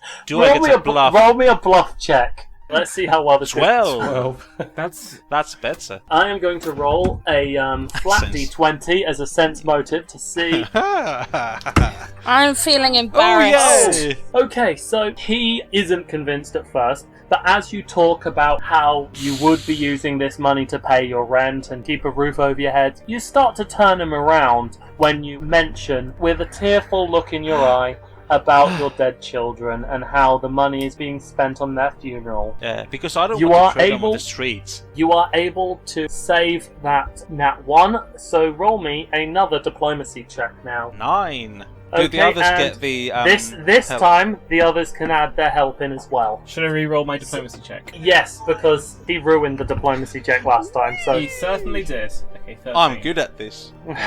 I feel embarrassed. I'm going outside. okay. So I see this from the corner of my eye and wipe away the moisture from my eyes. you are able to increase the amount you get. What, you get 50% of the value? Is that how it's normally worked out? About, yeah. Your roll isn't amazing, but the others do help, so I will give you 60% of the value. Yay! A 10% increase for such a honourable. This is ridiculous. To help, yes. As we walk out of the shop with our piles of money, I tell Eliso and the others that, and I snap my suspenders, is my specialty. I felt embarrassed. You don't lie. What? I'd hate It to was see you do good. something you're bad at. No! I'm good at all the things that I deign to do. Properly. I don't just do everything properly. Come on, I don't have all the energy in the world. I grumble to myself. So you are planning to do some shopping for supplies. We can do that outside of the game. I will drop you guys the Ultimate Equipment PDF to go through if you want. And after that, are you planning on heading to Arrowbrook, or is there anything else you want to do beforehand? Because it was Frieda who wanted to go get supplies. I want to do adventuring, finally. Let's go to Arrowbrook. I'm happy with Arrow. Okay, will you be going by foot, or do you want to try get horses? I mean, I'll two of you figure have that out money, next time. 2 of you don't. I will, of course, try to get horses, at least for me. Yeah, We need to Alpheus find a lift. would be happy for horses. Horses are good And too. so are Snuffles. We will handle that next time then. We'll see if Barlam is able to bullshit his way into another discount. Yay! Yes, so that concludes today's session. We've had a rather interesting first session with the whole group together. What with some animal rights, cups of tea, Barlam, who's possibly still a bit hungover, coming up with a strange lie about his children's funeral and convincing a very naive shopkeeper. I'm scared. Some practical effects, some stunts, some good choreography. Yeah, turns out that Eliso has like her own halfling stunt team. Just wait till the car chase next episode. Car chase or Car cart chase. chase? The best part is when it obviously cuts to her stunt double, who's like doesn't look anything like her. I swear, if there isn't a cart chase now, I'll be disappointed. Cart chase. No. Car chase. Oh, okay. No, cart chase. Wagon chase. I mean, okay, here's our homework, I guess. We've got to figure out, if we were in a car chase, what our characters' cars would look like and what they would be like. Oh, yeah. You're in minis with Union Jacks on the top. Maybe. Except for Tuomas, who, since we're being culturally sensitive, he can have the Finnish flag. Well done, everyone. Yeah. Well, you could say that in the way that, you say, well done. Done. Well, done. That is where we're going to wrap it up for this session. To anyone who's put up with us for this long, I'd like to say thank you. Hopefully we'll see you next time. So, goodbye. Bye. Hello, Edgar here, just doing some post-podcast musical credits. So for episode 1, season 1, or episode 3 in general, however pedantic you want to be about it, we have, as the actual podcast theme, Bing Bang Bong by Dave James and Keith Beauvais. Now during the introduction, while Steve is talking, and the outro, the tune is called Jazz Funk, and it's by Stefsax Awel. Then, in chronological order, we have Long Road Ahead by everyone's favourite, Kevin MacLeod. Then we have the Hakuna Matata Karaoke tune, which is by Trackfish Music, entirely created. Debt of the Market by Antti Martikainen. Pirate Crew by Ross Bugden. New York 1924 by Ross Bugden. From Marwan Nimra is Zypheer's Canyon by Natentine. And from Rimentus, Kingdom Gates, also by Natentine. We have The Pirate Bay by Sergey Gdanian. Frozen Dawn, the tune that plays at Druid's Grove, also by Sergey Gdanian. The Silver Dragon Inn by the amazing Peter Crowley. And then Rallying of the Defence by Kiilstofte at Machinimasound. If you enjoyed this episode, please leave a review wherever you get your podcast from. Every positive review helps us, and if you do so, you may get an NPC named after you in the game. If you would like to message us about either Band of Bothers or Charisma Jack, please email us at bandofbotherspodcast@gmail.com. That's bandofbotherspodcast@gmail.com. All one word. You can also find us on Twitter, Facebook, Google+, and most other forms of social media under the name Band of Bothers or Band of Bothers Podcast. Links will be in the description for the episode. All tunes are under a Creative Commons CC BY NC ND non-commercial and non-derivative license. And most sound effects are done by the Guild of Ambience or the MS Sound Effects, and some by myself. Alright, I hope you join us next time where there's actually quite a bit of fighting. Alright, see ya. Bye.